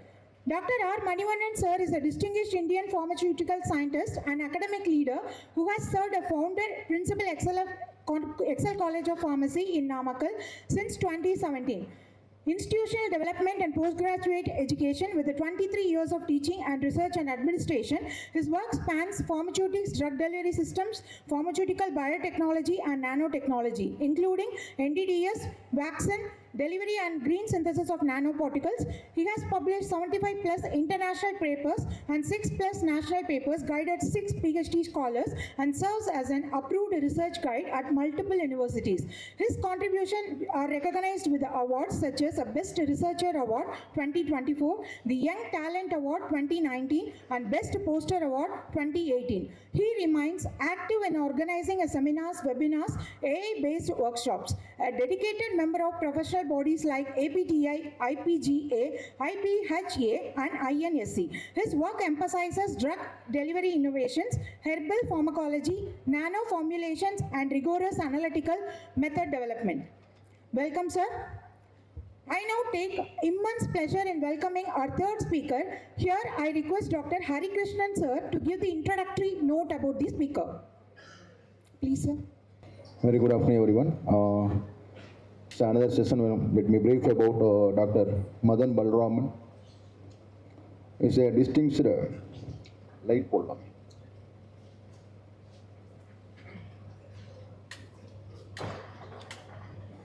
Scientist and academic leader serving as a scientist G and head of the Department of Biochemistry and Biotechnology Laboratory at CSIR, CLRI, Chennai, with the professorships at Anna University and the Academy of Scientific and Innovative Research. His research spans collagen chemistry, biomaterial, tissue engineering, wound healing, nanobiotechnology, and sustainable leather technologies, bridging molecular science with the translational biomedical and industrial application. He has authored more than 100 plus peer-reviewed publications and holds 35 plus patents, driving innovations in waterless tanning. zero water research system, collagen-based biomaterials, and waste-to-wealth technologies.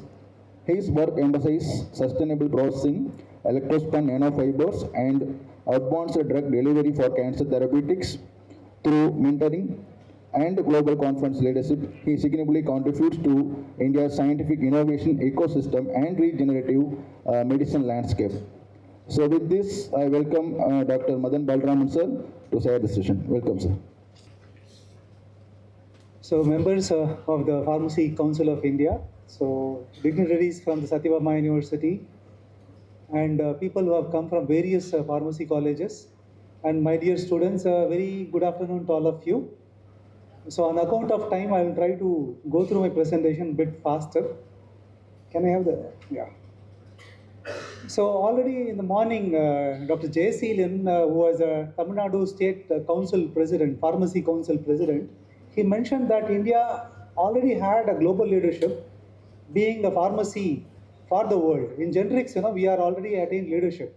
So I'm going to talk about some domain where we have great scope in attaining leadership. And today, particularly in biomedical devices, there is a huge market potential is there, which is currently about $570 billion globally.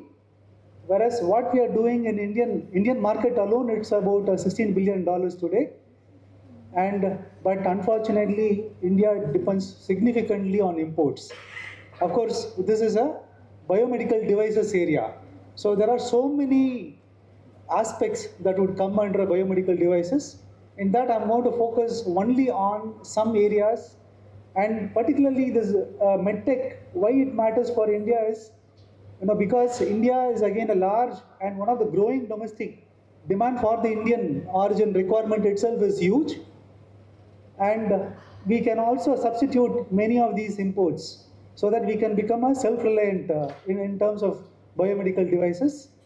So in particularly some of the aspects associated with translation ready platforms can target high burden care pathways, particularly chronic wound, which I'm going to touch upon, and bone graft and regenerative application.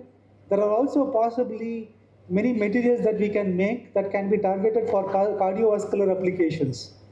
So in this presentation, I'll try and focus on how collagen can be used for in these areas. Of course, if you look at wound care segment alone, wound care segment today globally it's about $20 billion industry, out of which collagen-based advanced wound care would contribute somewhere about $1.5 to $2 billion, which is about 10% of the overall wound care segment.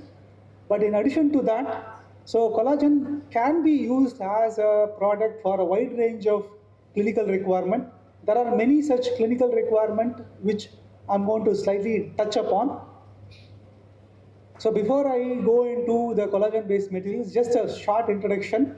Collagen is the protein that is present in our skin. It is also present in our bone. It is also present in our corneal outer covering.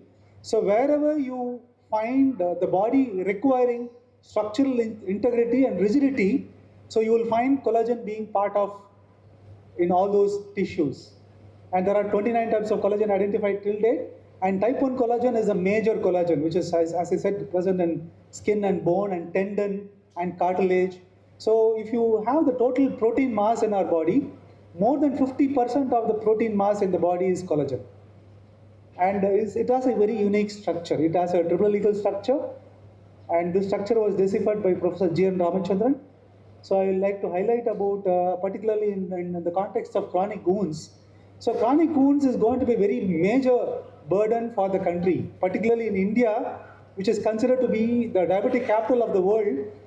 Nearly 100 million people are affected by diabetes, out of which annually we have about 200,000 amputations happening.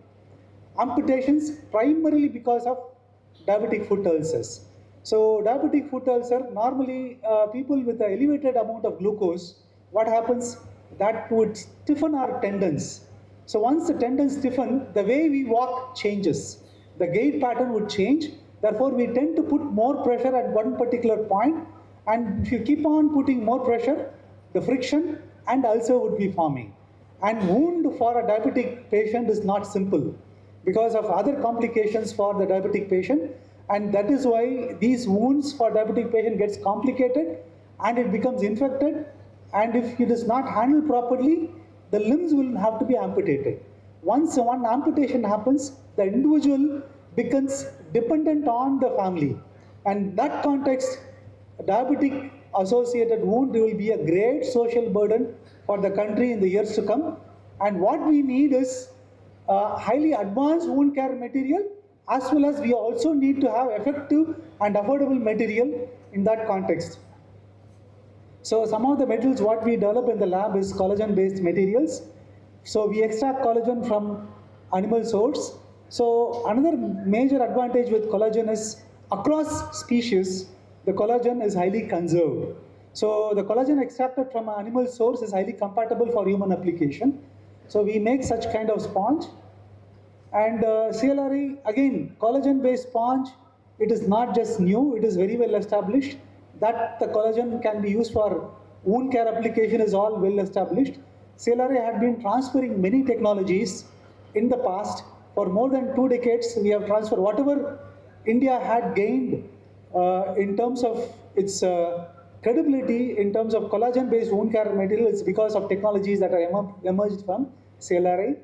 So these products are already available in the market. This is based on UCare, and this is collagenesis, and this is from Chennai Pharmaceuticals. You're going to hear from the managing director of Chennai Pharmaceuticals in the next lecture.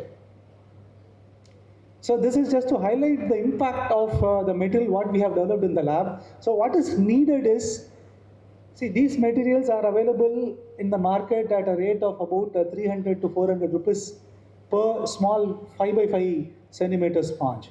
So if we have to import these materials, if you look at companies such as Johnson & Johnson, Smith & Nephew, Syntagenics, so these are some of the leaders in terms of making collagen-based materials. If you have to import such material, it will be nothing less than 1,000 or 2,500 rupees. So what we have done is we had made indigenously such advanced wound care products being available for our Indian population at an affordable price. So, and in the context of the technology that what we have recently translated to Chennai Pharmaceutical is, it is much more affordable and also more effective in terms of regenerative application, because we have used collagen peptide in that. So the impact that what you see, it can treat non-healing ulcers and most challenging wounds. These are wounds of leprosy cured but deformed people. These people are not affected by leprosy. They had the nerve damaged already, but then they are cured by leprosy bacterium. But whatever nerve damage that had happened, it remains permanent. And to heal such wounds is one of the most challenging wounds. And we were able to achieve a complete healing by using the metal what we have translated. This is just to highlight, whatever products that we make in the lab, we don't want to stop, and we were able to create a bigger impact in the society. Now this product has touched more than 50,000 plus patients in healing their wound completely. So just to highlight the advantage of collagen as a biomaterial, and it is one of the material, as I mentioned, across mammalian species, it is one of the highly conserved protein. So therefore, when you extract collagen from an animal source, from a mammalian source or a porcine or a bovine, it's highly compatible for human application. And other big advantages when we extract collagen from an animal source, we can process them into different forms. So we can process them into gel, we can process them into sponge, we can process them into thin films, sheets, etc. And because of those advantages, so we can make wide range of biomaterials from collagen. And another big advantage is, generally for any biomaterial or implant, when we use it in our body, so it should not elicit any antigenic response, foreign body response. So collagen is one material, since it is highly compatible for human application, it does not elicit any foreign body response. It is highly compatible material, and therefore one can make a wide range of material out of collagen. This is to highlight another application where we made a hydrogel based on collagen. So this we have targeted for corneal wound healing application. Just to highlight the impact of this material is, so we have a rabbit model where we created the wound and what you see as a fluorescent.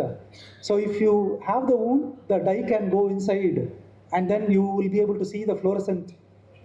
And in the case of normal control, where maxifloxacin is used for treatment of the corneal wounds. So this, once we create the wound, and then what you can see the fluorescent dye still being at day 7. Whereas when we use collagen-based hydrogel, we were able to achieve complete healing. So collagen-based material are very effective for regenerative application because it has certain domains which would support very efficient regeneration. Because in the case of wound healing, so it supports the growth of fibroblast cells in turn to produce more collagen, and then the tissue can be remodeled. Similarly, in eye also, we were able to clearly establish by using collagen-based hydrogel, we were able to accomplish very good wound healing progress. Similarly, in other complication called as ulcerative colitis, so it is a distal colon which is affected, which affects the mucosa, and there is a drug which is called as mesalamine, a drug which is used for the treatment of ulcerative colitis. So mesalamine is nothing but high-aminosalicylic acid. So what we have established by combining collagen and mesalamine, we were able to achieve a very good efficient healing in the colonic mucosa. So, and then when we did it, same thing with the collagen peptide, we were able to achieve much more effective, efficient healing. So what you could see here is, we again use mice model. We create we administer dextran sodium sulfate. So in order to create ulcerative condition in the mice, which will create rectal bleeding. Once we create this model, then we use to either administer the normal drug like mesalamine or collagen peptide. And what we find is, compared to the normal drug, we were able to achieve complete healing within day 10 when we use collagen peptide or collagen. So this is the advantage with collagen. So wherever, whatever applications, if you use particularly for regenerative application, collagen is one of the very effective material which would support regeneration of normal tissues. And similarly, in the case of bone, so bone also contains collagen. So we have developed bone graft materials in the lab which can be used for bone graft application. And one of the challenges in collagen-based bone graft material, so usually lyophilization is one of the technique used to make sponge.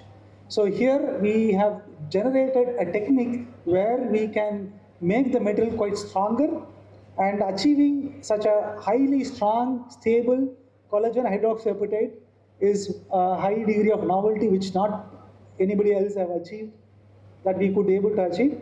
So now I would like to highlight another area which is a very impactful research, particularly in the context of collagen.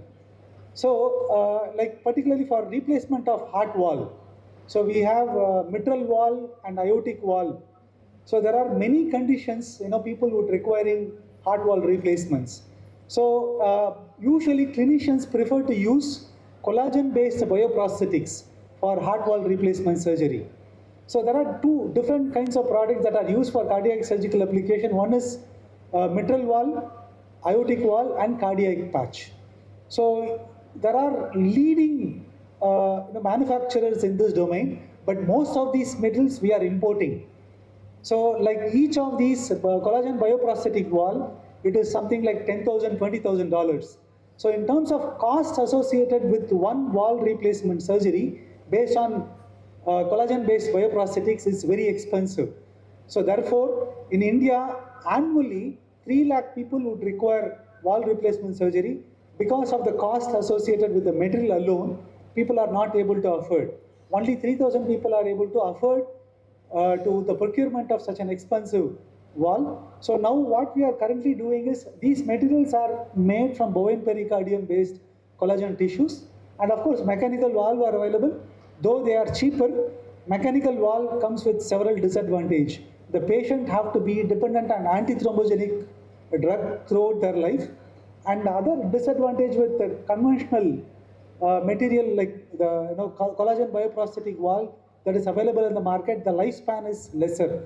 So the lifespan of current valve that are available in the market, though they are very expensive, something like 4 lakh, 5 lakh rupees, So they are not last longing. So they would stay stable for about 10 to 15 years only. So for a juvenile patient who require a valve replacement, so like within another 15 years, there is one more valve replacement needs to be done. Again, it is not compliant to the patient, and it is also not affordable. So therefore, one of the problems is the currently existing collagen bioprosthetic valve is it undergoes calcification. So what we have done is we have made the goat skin itself to be used, and we have developed in the lab to reduce the calcification, and we achieved this stable material. And one of the important things that we need to see is we have removed the cellular component, and biocompatibility is well established. And these are the materials, this is a native goat skin after we decellularize and once we cross-link. And these cross-link material is what is used for aortic or mitral valve replacement surgery. So now these material are in the preclinical stage. So once we pass through the preclinical stage, we may have to go for clinical evaluation, and we hope such kind of material will be a completely disruptive solution for the country. So today, in order to achieve Viksit Bharat 2047, so we also need to be a leadership in the area of medical devices and collagen-based material. We already are in a greater leadership position in this domain. So there can also be possibility for using collagen-based material for neurological application, and CLRI enjoys a greater national strength in the area of collagen-based research, and not just in biometal application alone. Collagen are also used for a wide range of nutraceutical application and cosmeceutical application for making gels that can be used for anti-wrinkle gels. And in the case of nutraceutical application, the collagen-based drink are becoming popular. So these are some of the areas that one can think of working in the utilizing collagen for regenerative application and nutraceutical and pharmaceutical applications. So with this lecture, I thank you all for your patient listening, and I would like to acknowledge the people who have been involved in this work. And Dr. Satyamurthy is one of the PhD students who had worked significantly in this area, and today he is the executive member of Pharmaceutical Council of India. I'm so glad and proud of his feat. And the other contributors are Dr. Satish Kumar Ramdas, Dr. Arun Gopinath, Dr. Agnes, Mr. Dinesh, and Dr. Satish. Dr. Satish was also a professor at SRMC who is here. So thank you all.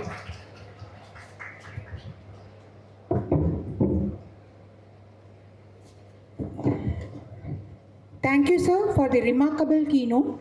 Now, I request our chairperson A. Meena ma'am, Principal KK College of Pharmacy, to felicitate our speaker, Dr. Madan Balaraman, sir.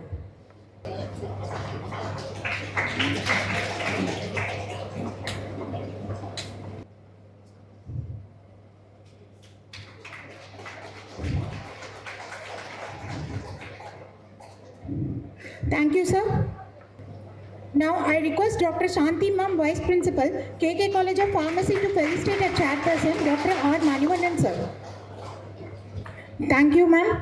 Let me introduce our chairperson to S. Anbalgan, sir. S. Anbalgan, sir, is a senior academician and researcher currently serving as a principal cum professor at Surya School of Pharmacy, Tamil Nadu. With nearly 3 decades of teaching experience, over 27 years of research expertise, he has been contributed extensively in the pharmaceutical education and institutional leadership. He earned his PhD in a pharmacy from Jadavpur University and qualified graduate aptitude test in engineering in 1994. Dr. Anbalagan sir has guided numerous postgraduate and doctoral scholars and published widely in national and international journals. His research focuses on pharmaceutical analysis, advanced chromatographic techniques, drug delivery systems, and in silico drug design.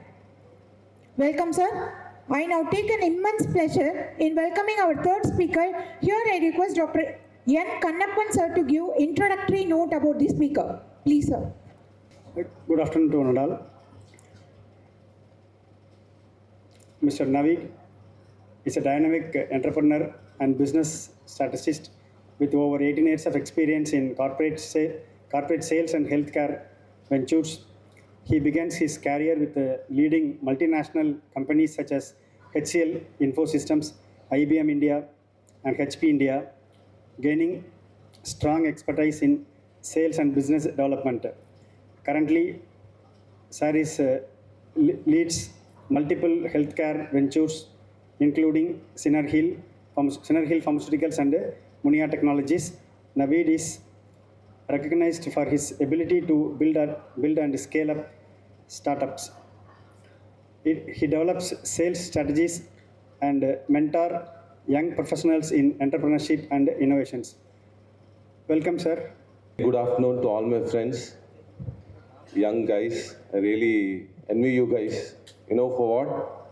Even if I give you 5 crores, if God gives me 5 crores and I give it to God also, I cannot get back the 10, 15, 20 years gap which you guys have. You are at a potential which is like super duper bombing potential. I hope you guys realize it, and thank the Sathyabama team for giving me this opportunity to share some ideas, views, which I feel definitely will be beneficial. I may not speak much technical as Mr. Ramanathan did or the other sirs did, but I will spark few things in your mind that will, if you really take it, will ignite you to go very long forward. Okay? Can we start the session? So I'm going to talk a little bit about sportsmanship here. I know you will be able to identify these guys. They are tennis legends here. Djokovic and Roger Federer. Okay? So it was July 14th, 2017, finals of Wimbledon. Wimbledon is considered to be the elite of all tennis tournaments, and they both are legends. This is the 5th title Djokovic is going to fight against Roger Federer. Any guess how long the match went on? 5 hours, close to 5 hours on court. Tennis, I don't know if you guys played tennis. 15 to 20 minutes on a basketball court and tennis court is gone. You'll go off. So this guy really fought each other for 5 hours, 4 hours, 57 minutes to be precise. And at the end of the time, Djokovic won the match against Roger Federer. Good thing or interesting thing to learn about this, why to connect with Dream Big is what I'm trying to say. Friends, these guys are legends in themselves, right? So we are going to learn from what had happened there. So in 71 years, no tennis player, after being a match point down, I don't know if I'm able to relate to you, match point down irundana 2 point edtha tournament jeichiruvaanga, match point jeipanga. 15-40, Roger Federer is leading 40 and Djokovic is 15. So 71 years la yarume 2 match point keela irundhu vandu win pannadhe kediyadu. Here he won the match. So after the match presentation ceremony, obviously Djokovic was inquired, what happened? What made you think? What happened? What was that going on in your mind? So simple answer was, he follows a psychological coach, which is Dr. Jim for him, which describes 2-3 things. I'll share it with you. One, always find a purpose in life. நீ எதா பண்றீங்கன்னா அதுக்கு purpose இருக்கணும். பணத்துக்காக பண்றோம், பொசிஷனுக்காக பண்றோம், இல்லை இங்கே நாங்கள் ட்ரான்ஸ்ஃபர் ஆகிறதுக்காக பண்ணுறோம், ஏதாவது சூஸ் பண்ணிங்கன்னா that is not the purpose of life. Neither it fulfills you for a longer period of journey. ஏன்னா நான் நவீதாக இருந்தால் தான் உங்ககிட்ட ரொம்ப நேரமாக பழக முடியும் தவிர, நான் மாறி வேற ஒரு கேரக்டராக ப்ரெசென்ட் பண்ணி உங்களோட பிஹேவ் பண்ணேன்னா that will be very temporary moment that will happen. So brain plays a very important role here. Whatever you do, brain is the guy which is going to decide what's going to happen. And in reality, twice things happen. That is, first in your mind. இன்னைக்கு நீங்கள் வந்து இங்கே உட்காருவீங்கன்னு 145 decide பண்ணிட்டீங்க. நான் வந்து சில பேர் இங்கே எல்லாம் missing. That's their fate. Few people, you guys have decided that 145 I'll be here or 2 I'll be here. Then second time it happened again in reality. Right? So first thing, you have to imagine something to pursue that. Whatever technical things sir spoke about, if you want to pursue, I will request you to consider any one line. That is, knowing something of everything and everything of something. You will be valued in life only for a skill. Some company will hire you, will pay you, or you start something. The other team members will respect you only if you have some skill. If you don't develop that skill, I repeat, if you don't develop a unique skill for yourself, you will be in the crowds only. And remember always, buses are crowded, Ferrari has only 2 seats. If If you want to go up in life, do something, achieve something for your parents, for your family, for your country, then you have to position your mind properly and connect it with the Djokovic statement of finding your purpose. நாம ஒரு பாலாஜி சக்திவேல் நவீத் இங்கே இருக்கேன்னா எதுக்கு இருக்கிறேன்? Why am I here? What am I supposed to do here? If you understand this, then starts the spark. The spark that changed a normal lady into Mother Teresa or a normal human being into a CM Jayalalitha or Gandhiji, apartheid, everything starts with a spark. If I'm able to spark that small thing in you in today, that my 20-25 minutes of speech is going to be a success. Okay? Travel with me with next 20 minutes. So we all have seen this picture. How to control the mind, that is the master plan. How to control it. Most often what happens is, we don't succeed in life for various reasons, okay? And one important reason psychologists, neuroscientists have discovered is that everybody has a small part of the brain called amygdala. Have you heard about it? Amygdala. This part controls your fear. If I were to suppose call individual, anybody, a kid here, and ask him to stop or continue what my presentation is, I doubt anybody would raise their hands, right? Is anybody can do it? Because that small fear of எனக்கு என்ன சொல்லுவாங்க, மற்றவங்க என்ன நினைப்பாங்க, நான் இப்போ போய் வளரிட்டேன்னா மன கிண்டல் பண்ணுவாங்களே, this fear which rises from amygdala is the most dangerous thing I think thought that arises on any human being. We all are gifted. Everybody can do wonderful things. Everybody who's achieved big things starts with small, consistent efforts. Efforts to decide that I'm going to do this consistently. That is what Djokovic also will say. And that is what Roger Federer also will say. I'll share also a small data about Roger Federer. So he has totally played 1,526 matches. Very interesting fact. Just listen to me. How many matches he has played? 1,526 international matches he has played. And if you look at his winning percentage, any guesses what percentage would be? Guess na guess pandaduma. Adukku paisa kadiyadu. Just guess, somebody guess.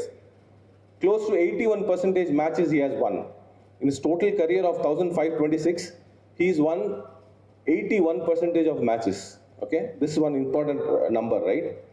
But if you ask him what's the tricky number part in that is, total points he has won against the component. Or matchla or setsla points இருக்கும். Points percentage பார்த்தீங்கன்னா, any guess what it would be? Any guess? 54% down. When closest competitors பார்த்தீங்கன்னா 51-50 இருப்பாங்க. So everybody is blessed. Everybody is too genius. That small point where you control your anger or you control your patience or you control your fear through amygdala, that decides how he wins. So 1,526 matches, 81% wins irundhu kuda, avaroda winning percentage on points is what? 54. So this is just 1 inch, 1 centimeter gap every time. If the ball pitches beyond that line, 1 centimeter also is going to be out, the point is gone. He is lucky enough, he practices so much that the ball pitches inside the line or on the line, he gets a point. Just 54-81, look at the huge difference. There's something to learn from here. What that brain can do is really amazing. As I told you, the amygdala gland is very important, not a gland, it's part of the brain. So this plays a very important role. So why I'm trying to tell you this important role is visualization. As I told you, you have visualized that 1:45 you will come here, right? You will come and sit in this chair. That visualization was the triggering point for you to be here on time. So that visualization is what differentiates these champions from normal people. So there was a Robert Kleck. I'll just share a few, because this audience is going to be about scientific and you are all science graduates and pharmacy graduates. I'll share data and experiments, interesting aspects just to trigger a few important points. So this Robert Kleck did an experiment. He went to a college, a university and formed a batch of students, okay, female students. One important thing he said was, and the group audience, I'm going to put a mark on your face. Right? I'm going to put a mark on your face, and then you're going to go outside and mingle in this auditorium, whatever conference that was going on there. I want you to come back and give me this honest feedback. What did you feel? Okay? This was the whole experiment. So a lot of people were chosen, mostly girls, and they were put a good visible mark on their face, and they were asked to mingle along and come back. After that, there were a lot of touch-ups and makeups and all to make that mark. And போயிட்டு அந்த குரூப்ல mingle ஆயிட்டு they've come back. So once they came back, this whole audience who were marked were asked questions. How did you feel? And you know what? Most of them said negative things. Sir, because of my mark, few people didn't approach me. Few people didn't talk to me. Few people didn't offer me a plate. Few people were refusing to sit next to me. This what was the feedback from the experiment Robert Kleck did in 1970, 40 years back itself. But actually, what is the twist, you know, in this? As they were doing the touch-up, அவங்களுக்கு மார்க்கே இல்லை, அழிச்சிட்டாங்க. The mark was erased as part of the experiment, which these kids itself didn't know. So when they realized that the mark was erased, what triggered them to feel like this? Just that feeling that they have a mark did the whole thing. Because I'm from a poor background, because my father is not a businessman, because I don't not close to HOD, whatever reason it is, we all build up certain negativity things. Actually, by God's grace and God's design, brain is not designed to perceive negativity. I repeat, very important, human brain is designed not to perceive negativity. You accept it? We will play a small game. I'll say something, you should not think about it, okay? You should not think about Sathyabama logo now. You should not think about a big black elephant. You should not think about a beautiful Lamborghini or a Ferrari car. Now I want answers. Did you really think about that? That image came to your mind or not? I said, no, don't think about it, but that image comes. So human brain cannot perceive negativity. Out of whatever reasons, the friends, the circles we behave or mingle with, the group we be with, lot of things, fear is put into our mind. You cannot do this, you will be a problem with this. If you do overachieve in your target, this will be a problem, you will be transferred. All these things are put inside the mind, which triggers the amygdala gland. So one more science experiment was done. This guy called Alexander Honnold. Alexander Honnold is an American free rock climber. Free rock climber na கொஞ்சம் எப்படி சொல்றீங்க, உங்களுக்கு தெரியுதுங்களா நான் என்ன சொல்றேன்னு? There will be a presentation. I'm just going up. So, okay, before that I'll go to this. Okay, so free rock climber. So rock climbing என்னன்னா ஒரு harness, safety harness போட்டுப்பாங்க. Because once you cross 500,000 feet above, it's like this is 30 feet. Just for imagination, this wall is 30 feet. So rock climbers வந்து இவர் climb பண்ண பார்த்தீங்கன்னா 3,000 feet above, maybe 10 times what your arch size இருக்குல்ல, அதுலேருந்து 10-20 times இருக்கும், 3,000 feet. But without the harness belt or the supporting rope, he climbed. Now scientists were surprised. எப்படி இவருக்கு வந்து உயிர் பயம் இல்லையா? Don't compare yourself with this Pudupeta movie and all, that is different. I'm trying to say every human being has this fear through this amygdala gland. What will happen if I fail? Here, if he fails, his life is going to go off.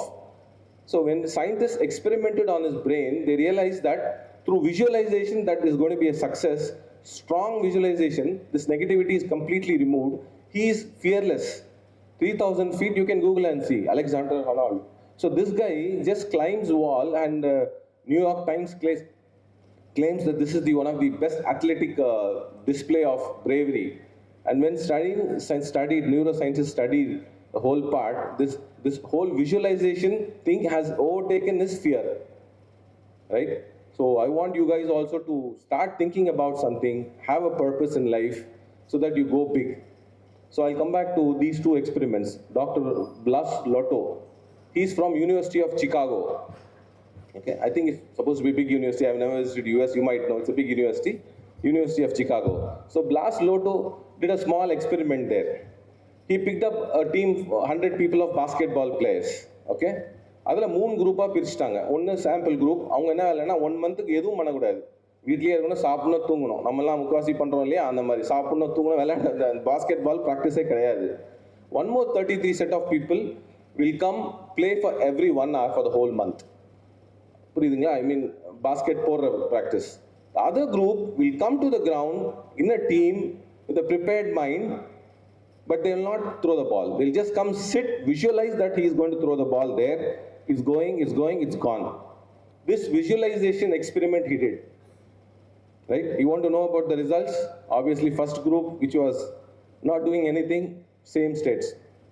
The group which played every 1 month, whole for 2 hours, there was an improvement of 24% in what they shot earlier.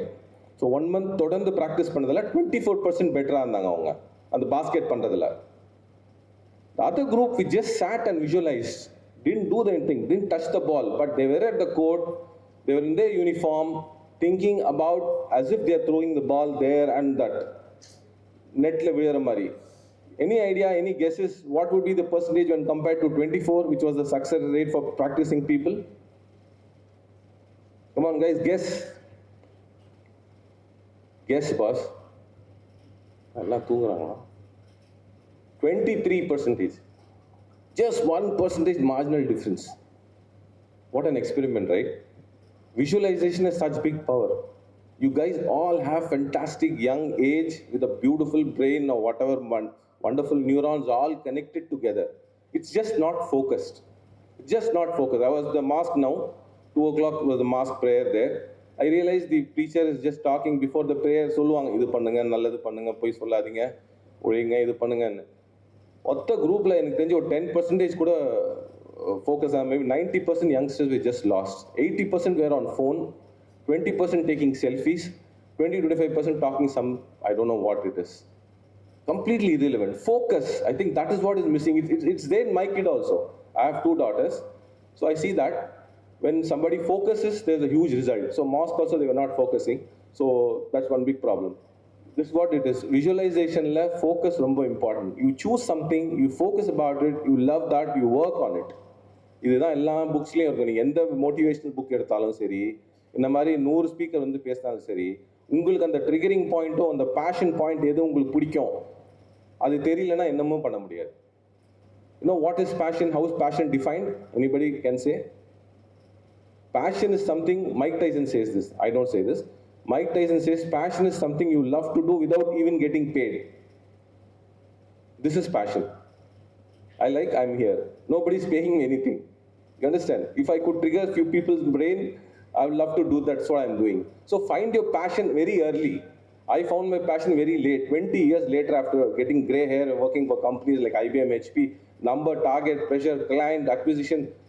It's a too tough world out there. Then I realized this is not I'm supposed to do. I regathered myself. It's not about to talk big about me. I'm saying I'm a very small guy. You guys can do wonderful things because you have age. Think about this thing which excites you. What you will do without getting paid. What you love to do. If you make that as your career, people will come and pay you. People will call and pay you. People will keep paying you. You will keep growing. Okay? So brain, visualization, focus. 3 things I told you. The other experiment, Dr. Alvaro Pascal also did it one of the famous schools. I don't know where that is. Harvard Medical School. So here he did this experiment. Music play பண்றதுக்கு ஒரு ஹேண்ட்ல 5 key note மட்டும் கொடுத்து ஒரு group of students வச்சிருக்காரு. Same experiment. Few people played it every day for 30 days. Few people only were sitting there. Few people visualized it with the keyboard without playing it, but just playing as if they are playing. Same 23-24% improvement. So it's not theory that I am saying. It's practically proven that when you visualize through a focus, follow your passion, there's going to be something big coming your way. Am I connecting with you guys? Okay, great. So let's move on. So this is what I will talk about. This is the guy, Alexander Honnold. You just Google. I don't know how many people in India can do it. It's very challenging to control your fear. It's very difficult. So this guy practices visualization, and through visualization, Mr. Alexander Honnold is able to remove that fear and without a safety harness, do a 3,000 feet height. So I already spoke about Robert Clark's social experiment. The scar, remember this. முக்காவாசி time வந்து பிரச்சனையே நம்ம கிட்ட தான், வேற எங்கேயும் கிடையாது. நம்மளால இது முடியாது, நம்மளால பண்ண முடியாது, நம்ம ஏன் பண்ணணும், நம்ம பண்ணா என்ன ஆகும், பண்ணவெல்லாம் என்ன முன்னேறிட்டானா. These kind of questions keep coming in your mind because of few people. I'm not saying all friends are bad, but stay away from people who are not happy with your progress. Neither they want you encouraged to go ahead in life. Whatever it could be, you're following your passion, your money, your religious activity, whatever it is. Stay with people who see value in you. Find friends who see value in you. And this age, you'll have a lot of distractions. As I told you, mask-led distractions. Okay? And a lot of distractions would come. Please keep them away. Take them in a positive note. I have seen a lot of youngsters who plan entrepreneurship journey in their college itself. I know a lot of top guys are all college dropouts, right? Yeah, Microsoft guy, Larry Wilson, you pick up few top guys who have made money, they're all dropout. It doesn't mean don't go behind knowledge. I told you skill comes only from knowledge. Knowledge is important. There could be one professor that appreciates you, one subject that you love with him, stick to him. Stick to him. அவர்கிட்ட அடிமையாக இருந்தால் கூட பிரச்சனை இல்லை. once upon a time in 90s there used to be a show Jaspal Bhatti show. அதில் வந்து அவர் PhD கைடாக இருப்பார், 2 ஸ்டூடெண்ட்டை வச்சுருப்பாரு. 2 student ஏன்பா எடுத்தீங்கன்னு நான் கேட்டால் எனக்கு 2 பொண்ணுங்க இருக்குது சார்ன்பாரு. இந்த 2 பொண்ணுங்க அந்த பசங்களை பிஹெச்டி முடிச்சா கல்யாணம் பண்ண தான் முடியும், அந்த மாதிரி காமெடி போகும். I don't mean that. What I mean is stick to something, some professor who has knowledge or teacher who has knowledge in subject which is your passion. That is where whole connections will start, and that is where your brain focus will happen. That is where you will be able to grow. Once you develop a skill, I repeat, money will come to you. You don't have to go behind money. Okay. So I told you about Roger Federer also. So one more thing I like about this guy, we all know, the King Khan.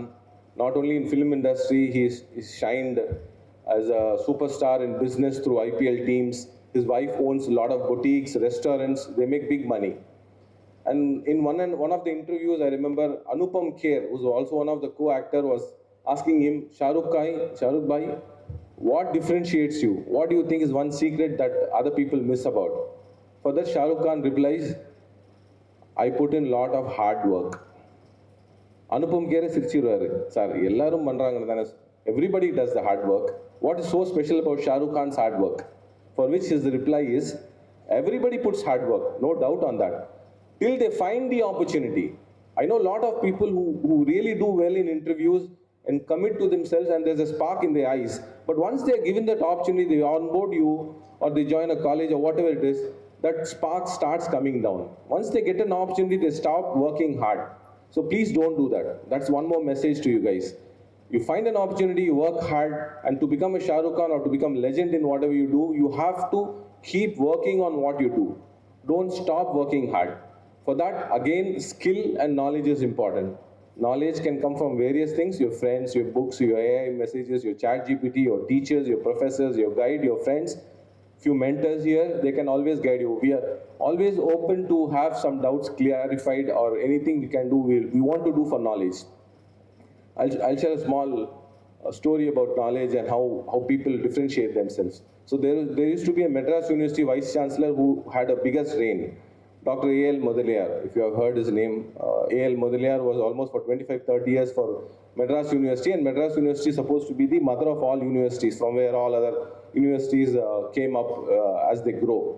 So this guy had this practice of appreciating people's efforts. யாரா outstanding student இருந்தாங்கன்னா இப்போ பண்றாங்களான்னு தெரியல காலேஜஸ்ல. எங்க டைம்ல எல்லாம் காலேஜ்ல ஒரு book எடுத்து அவார்டு கொடுப்பாங்க. Book was given as award, and the professor or HOD, உங்க time you might be able to relate, sir, they'll write appreciation, God bless you, you're doing good, and they'll put a sign and seal, and that kid will have that book like anything with him.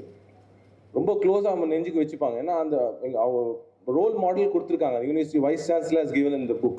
So this guy also had this book, but one fine day in December month he gets a call that there's a devastation floods, வீடெல்லாம் இடிஞ்சு விழுந்துச்சு, கப்பல்லாம் ஒழிஞ்சிச்சு, தம்பி நீ திரும்பி வந்துரு, கொஞ்சம் வந்து help பண்ணிட்டு போ, நாங்கள் வயசான பேரண்ட்ஸ் பண்ண முடியாதுன்னு. பட் இவர்கிட்ட பைசா கிடையாது. என்ன பண்ண முடியும் அப்போ அந்த காலத்தில்? நீங்கள் பார்த்துக்க மாட்டீங்க. There's supposed to be more market, no central பக்கத்தில் ஒரு book store இருக்கும், where you can get second hand books. Why I'm saying this is for the knowledge, importance of knowledge, how people go up with knowledge. So this guy goes there to a Brahmin Iyer who just opens up the shop in the morning and says, sir, I need some money and I have this book, please have this book. He picks up the book, rolls the pages. He sees A.L. Mudaliar, who's the vice chancellor of university that time, top guy, written some message for him. He immediately recollects, தம்பி இந்த book உனக்கு award வந்திருக்குமே, ஏன் நீ விற்கிற இதை? இல்லை sir, எனக்கு இந்த மாதிரி கஷ்டமான நிலைமை இருக்குது, நான் ஊர் போய் ஆகணும், எனக்கு பைசா தேவை, which I don't have, can you help me? He understood that his intention is not to sell the book, which is 450-500 rupees. The intention is to get money to take a ticket and go back to the village to help his father who was in trouble. 1950 story. So this guy says, okay, no problem, how much you want? He says 76 or 80 rupees I want. That's enough for me to reach the thing and I'll come back and give you, sir. Absolutely accepted. And the book வாங்கி வச்சுக்கிறாரு. 70 ரூபா 80 ரூபா அவர் கொடுத்துட்றாரு. ஏன்னா இவர் சொல்கிறார், கொடுக்கும்போது எனக்கு தெரியும் தம்பி, நீ வந்து எனக்கு திருப்பி இது கொடுத்து இந்த புக்கை வாங்கிப்பேன்னு. அதே மாதிரி ஊருக்கு போகிறாரு, ஹெல்ப் பண்ணுறாரு. கொஞ்ச நாளுக்கு அப்புறம் அப்பா பைசா கொடுக்குறாங்க, வாங்கின்னு வராரு. வரும்போது ட்ரெயினில் ஃபுல்லாக நைட் தூங்கல அவர். நம்ம இப்போ இவ்வளோ கொடுத்த important award, Theory of Elasticity, I still remember the book name, that's called Theory of Elasticity, given to this guy for winning or topping the university for aerodynamics. I think slowly you're getting it. So this guy comes back with a tension, nightla காலைல வந்து அந்த புக்கை வித்துட்டு இருந்தா 400 ரூபா விலை உள்ள book. அந்த டைம் 400 ரூபான்றது 10,000 ரூபாய் மாதிரி இருந்திருக்கும் 1950s. But this higher guy has saved that book. He said, தம்பி நீ வருவேன்னு தெரியும், இந்த புக்கு நீங்கள் கொடுத்த 80 rupees, அந்த புக்கை கையில் தொட்டுனே அவருக்கு அவ்வளோ சந்தோஷம். எங்கள் மென்டர் எழுதி அவார்ட் கொடுத்தது அவ்வளோ வேல்யூபிளாக இருக்குது. Because that book is so valuable to him, he reads it every day. So this is the prized possession of people used to have. It may not be a book, it could be an article, whatever you think is in line with your passion. Please save it. Any guesses who this guy is? Yeah, a lot of videos are there on that. He's none other than our Ramanathapuram to Rashtrapati Bhavan, Mr. APJ Abdul Kalam. So knowledge is very important, guys. Very important. I relate life to usually to A, B, C, BCD. A விட்டுருங்க, BCD I relate my life, and I think everybody young guys should relate to that. B stands for birth. Say it loudly. B stands for birth. D in our compo. Huh? Come on. Death. Obviously B birth na D death da irukum. So only between birth and death there is a letter called C. So which is what? It should not be a chance. யாரோ கொடுத்து chance கொடுத்து எடுக்க, you should never get in to that guys. We did that. ஒரு ஹெச்சிஎல்ல கம்பெனியில் வேலை கிடைச்சா சூப்பர்னு நான் அப்போ நினச்சின்னு இருந்தேன். ஏன்னா அவங்க வந்து ஃப்ளைட்டில் டெல்லிக்கு ட்ரைனிங் அனுப்புவாங்க. It was big thing. I just loved it joining that company. So never go by chance. It should be what? See should be what? Guess. Choice. Life between death, which is absolutely no control, who will die, where, nobody knows. Same birth also, enga yaarku eppo porama, nobody knows. In between this letter C plays a very important role, which is your choice. So make a choice to dream big, think big, follow your passion. There's whole wonderful things available. I don't know, you guys, young guys, so many things to see. He was just showing me a video of Snowstorm. Wow, what a lovely, we just be there. I've driven cars, you get renter cars in Europe if you go to, you just give them your passport and your $100 for the rent. You can choose your cars, Mercedes, all cars, top cars you can get. In India, but there you get. You can drive in Germany. I've driven from Aachen to Amsterdam. What I'm trying to say is, beautiful, Singapore is so beautiful, Maldives is so beautiful. All these places have to be explored in life. For that, you need money. For money, you need skills. Skills, you need passion. For passion, you need focus. It's just a chain. If Nadu enga kattana, you will not be able to do successful in life. You will be able to do money, but then you will not be able to sleep peacefully, because that is not what you want. You wanted something, you have to go behind it, and this is the time you have to go behind it. Fine? So we can summarize what I said. Very important is, first is to control your brain, visualization to dream. Because first, it happens here. Second, in reality, right? Second, I said, focus. You have to get a focus on something. If I were to throw 4 pens here and ask somebody to catch, I'm sure they'll miss all 4. Same experiment, if I throw 4 pens until you catch the red pen, I'm sure half the people will get it. Because exactly they know this is what red is, I have to catch it. If you go behind too many things in life, you will miss everything. So find your passion, connect with somebody who is good at that, sit, spend time with them, develop a skill. Once you develop a skill, people will call you. Trust me, people will call you. You can refuse, make a choice, they'll pay you more. So make a choice to choose knowledge. As I said, small APJ Abdul Kalam sir's knowledge is very precious, and a lot of gurus are there. So many people are there who want to help you. All you need to do is extend your arm and ask for help. The best elite army in the world is from the US Commandos, Navy SEALs. You know what they see, one quality while recruiting people? It's not the muscles, it's not the height, it's not that how much distance he can jump. One important psychological factor they do. Guess what? Can you support your member on your left and the right? If in need, can you ask for help? So today banks are ready to give you loans, teachers are ready to extend your support, college is ready to provide you an infrastructure. If somebody says, I'm good at shuttle, I want to practice for the national, you think the college will say, don't put the lights and don't practice? Or teacher will say, don't go to the library? Or teacher will say, don't go. To follow that? No, you will get support. As I told you, the biggest missing quality here is, we don't know what we want. How do we want? And second thing is, ask for it. We fail to ask. So please develop these qualities. Focus, skill, dream big, follow your passion. Fine? Thank you guys. Over to you.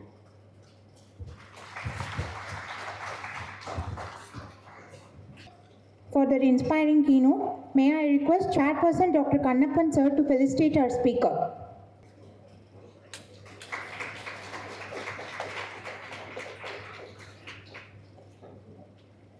Thank you, sir. Now I request Dr. Anveeshan sir to felicitate our Chairperson Dr. Kannappan sir.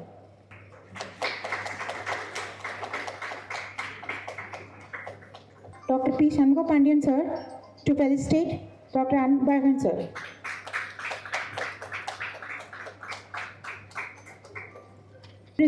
Let us carry forward the spirit of innovation and collaboration as we continue this journey together. Over to Ms. Preeti ma'am. Good afternoon, everyone. I'm Ms. Preetiya. We now move into the most exciting section and the intellectual stimulation segment of today's event. Oral presentation and e-poster presentation is happening in the respective venues. And we are happy and glad to announce the number of research abstracts got selected for today's presentation. It's 95 abstracts among 200 abstracts. Participants will be presenting their groundbreaking ideas, creative concepts and research insights before our esteemed panel of judges. I request all the participants to kindly proceed with your respective venues and ensure to strictly adhering to the time. I request all the internal and external members to complete the evaluation before 4 o'clock and join here for the certificate distribution for the validatory function. Thank you. Very good afternoon all. This program we arrange in very short manner.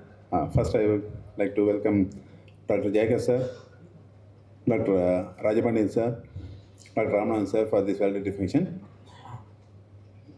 This program we arrange in very short manner. Actually, for us, Pharmacy Council of India allotted on February 18th. Then they conducted first online meeting on 20th. And that time only we know somewhat what we have to do. Then they conduct zonal meeting on February 27th. That time only they give a clear picture how we have to conduct, what are the sessions should be there. Then we invited, they allotted for us Tamil Nadu and Pondicherry. Due to that we invited all Tamil Nadu pharmacy colleges and Pondicherry pharmacy colleges. And also we invited industries in Tamil Nadu and Pondicherry. In this, we got good response. The delegates, they registered 763. In this scientific presentation, that is more than 100. For the scientific presentation, the Pharmacy Council given clearly 3 categories.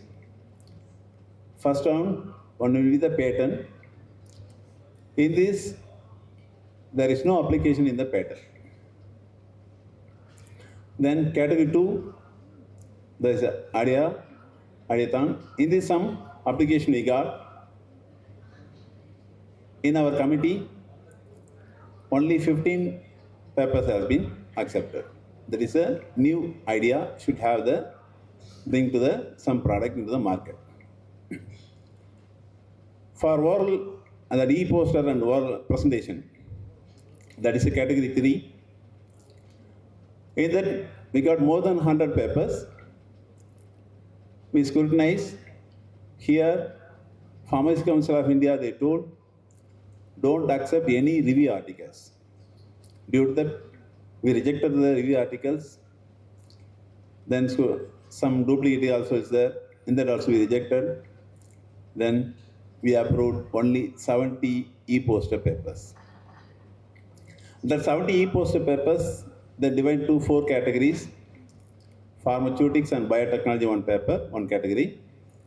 Pharmaceutical chemistry and analysis 1 category. Pharmacognosy and phytochemistry 1 category. Pharmacology and pharmacy practice 1 category. Like this, divided into 4 categories. There are 4 categories. And category 2, they presented in different venues today between 2 to 4. In that, the evaluators from other college person, they evaluate and given some result. Further, we are going to give the prizes now. Okay, before that, I would like to thank Pharmacy Council of India to select us to conduct this program in a grand manner. And also, I thank all the Pharmacy Council members and Tamil Nadu State Pharmacy Council members and industry persons. They supported to become a grand success of this today's function. With this, I conclude the speech. Thank you. Thank you.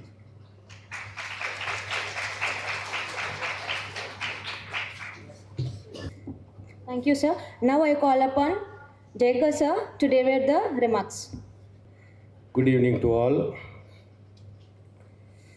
Dear Dean of the Sathyabama Institute of Technology, Dr. Shanmuga Pandian, my dear colleague Pharmacy Council, Dr. Rajaram Pandian, Vice President of Apex Laboratory, and my dear teaching colleagues, guests, invitees, friends, and dear students. Today, in Sathyabama Institute of Technology has conducted a remarkable conference, Pharma ANVESHAN-2026, sponsored by the Pharmacy Council of India. So this year, the Sathyabama University has been selected by a subcommittee in the Pharmacy Council, and it has been sponsored to conduct. Even though it is a very short period of time, the Dean, Dr. Shanmuga Pandian, has taken with courage that we can arrange the conference in a very successful manner. And they had about more than 800 registrations and very remarkable speakers also. The speakers has given a very good lectures on various topics with related to innovation and incubation and entrepreneurship. And one motivational talk was there that I hope that it has been inspired the students and other delegates. So on behalf of Pharmacy Council of India, we thank the management of Sathyabama Institute of Technology and Dean and his entire team for their contribution, excellent contribution for conducting this Pharma ANVESHAN-2026 in a very remarkable manner. Definitely, this will be a benchmark for other states to conduct this much registrations, remarkable speakers, invited all the Pharmacy Council members from the various states. They came here, and all state Pharmacy Council members, they came here. The principals from various organizations, they came and participated by accepting the invitation of the Dean of SIT. So once again, on behalf of the Pharmacy Council of India, I professionally thank the management, Dean and his entire team for successfully organizing this Pharma ANVESHAN-2026. I request all of you big clapping to the principal and the team for their success in conducting this conference. Thank you very much. Thank you, sir. I kindly request Dr. Shanmuga Pandian sir to honor our evaluators, Dr. T. Ayappan sir.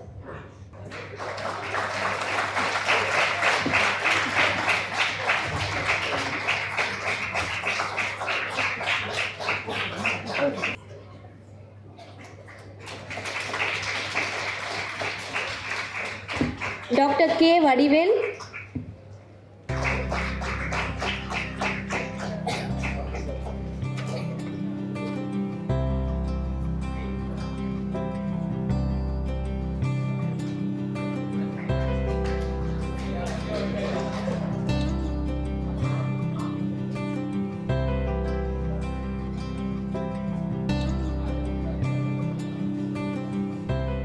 followed by certificate distribution. And the first place goes to Dr. Deepa S. from Ramachandra Faculty of Pharmacy for the Department of Chemistry.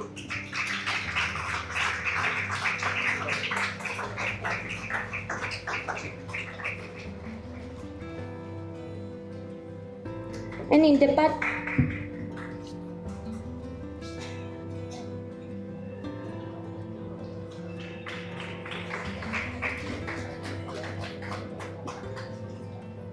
Department of Pharmaceutics goes to Grace Pricey Giovanna from Sathyabama Institute of Science and Technology.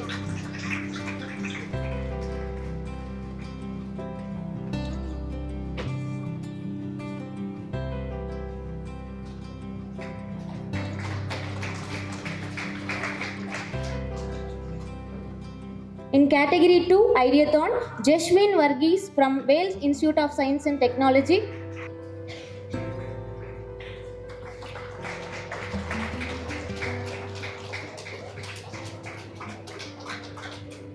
And from Department of Analysis, Abhinaya Sri and Induja from Karpagam Vinayaga University.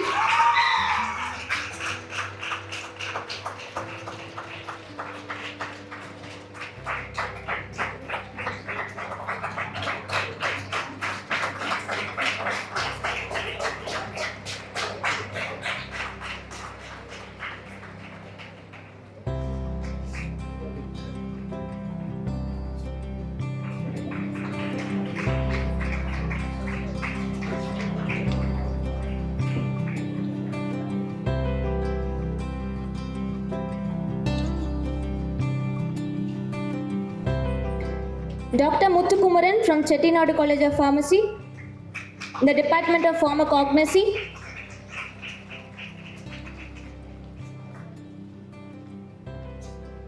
And the first place was shared by two people. One is Muthukumaran sir.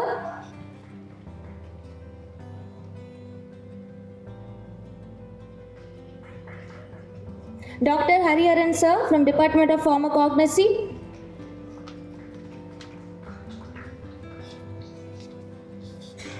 Crescent College of Pharmacy.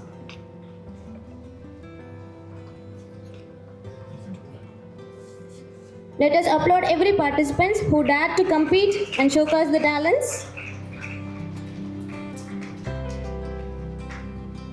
Thank you, sir. Now I request Dr. Deliraj sir to give the oath of thanks. So good evening everyone. It is a profound honor to stand before you today to propose the vote of thanks for this prestigious conclave, Pharma ANVESHAN 2026, hosted by the esteemed Sathyabama Institute of Science and Technology.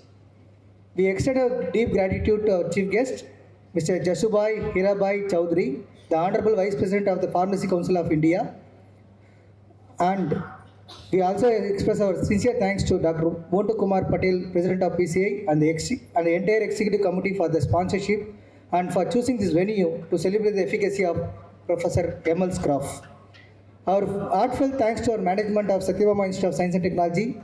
We specifically thank the Chancellor Dr. Maria Jana Johnson and the President Dr. Mary Johnson and the respective Vice Presidents, Honorable Miss Maria Bernadine Tamilarisi Madam, Mr. J. Arun Selvan Sir, and Mrs. Mary Catherine Jayapriya Madam, for providing us with world-class facilities. Your leadership has made Sathyabama a beacon of research excellence. A special note of appreciation to the Dean and the faculty of the School of Pharmacy at Sathyabama. The tireless work of the local organizing committee ensure every scientific section and poster presentation were executed to perfection has not gone unnoticed. To the delegates, researchers and students of around 700 in number who traveled from across the state, your innovation is the heartbeat of this event. Your parent displays, ideas and research outputs showcased today prove that the future of Indian pharmacy is in capable hands. A special appreciation to the students who received accolades for presentation. Finally, we thank the student volunteers, especially I like to mention the first year M.Pharm students and the third year B.Pharm students and second year B.Pharm students who act as student volunteers and all administrative staff of Sathyabama who worked behind the scenes to make this event a resounding success. As we draw this ceremony to the close, Let us live with a renewed spirit of collaborations between academia and industry. And thank you all. Have a safe journey home. Thank you. Sathyabama Institute of Science and Technology.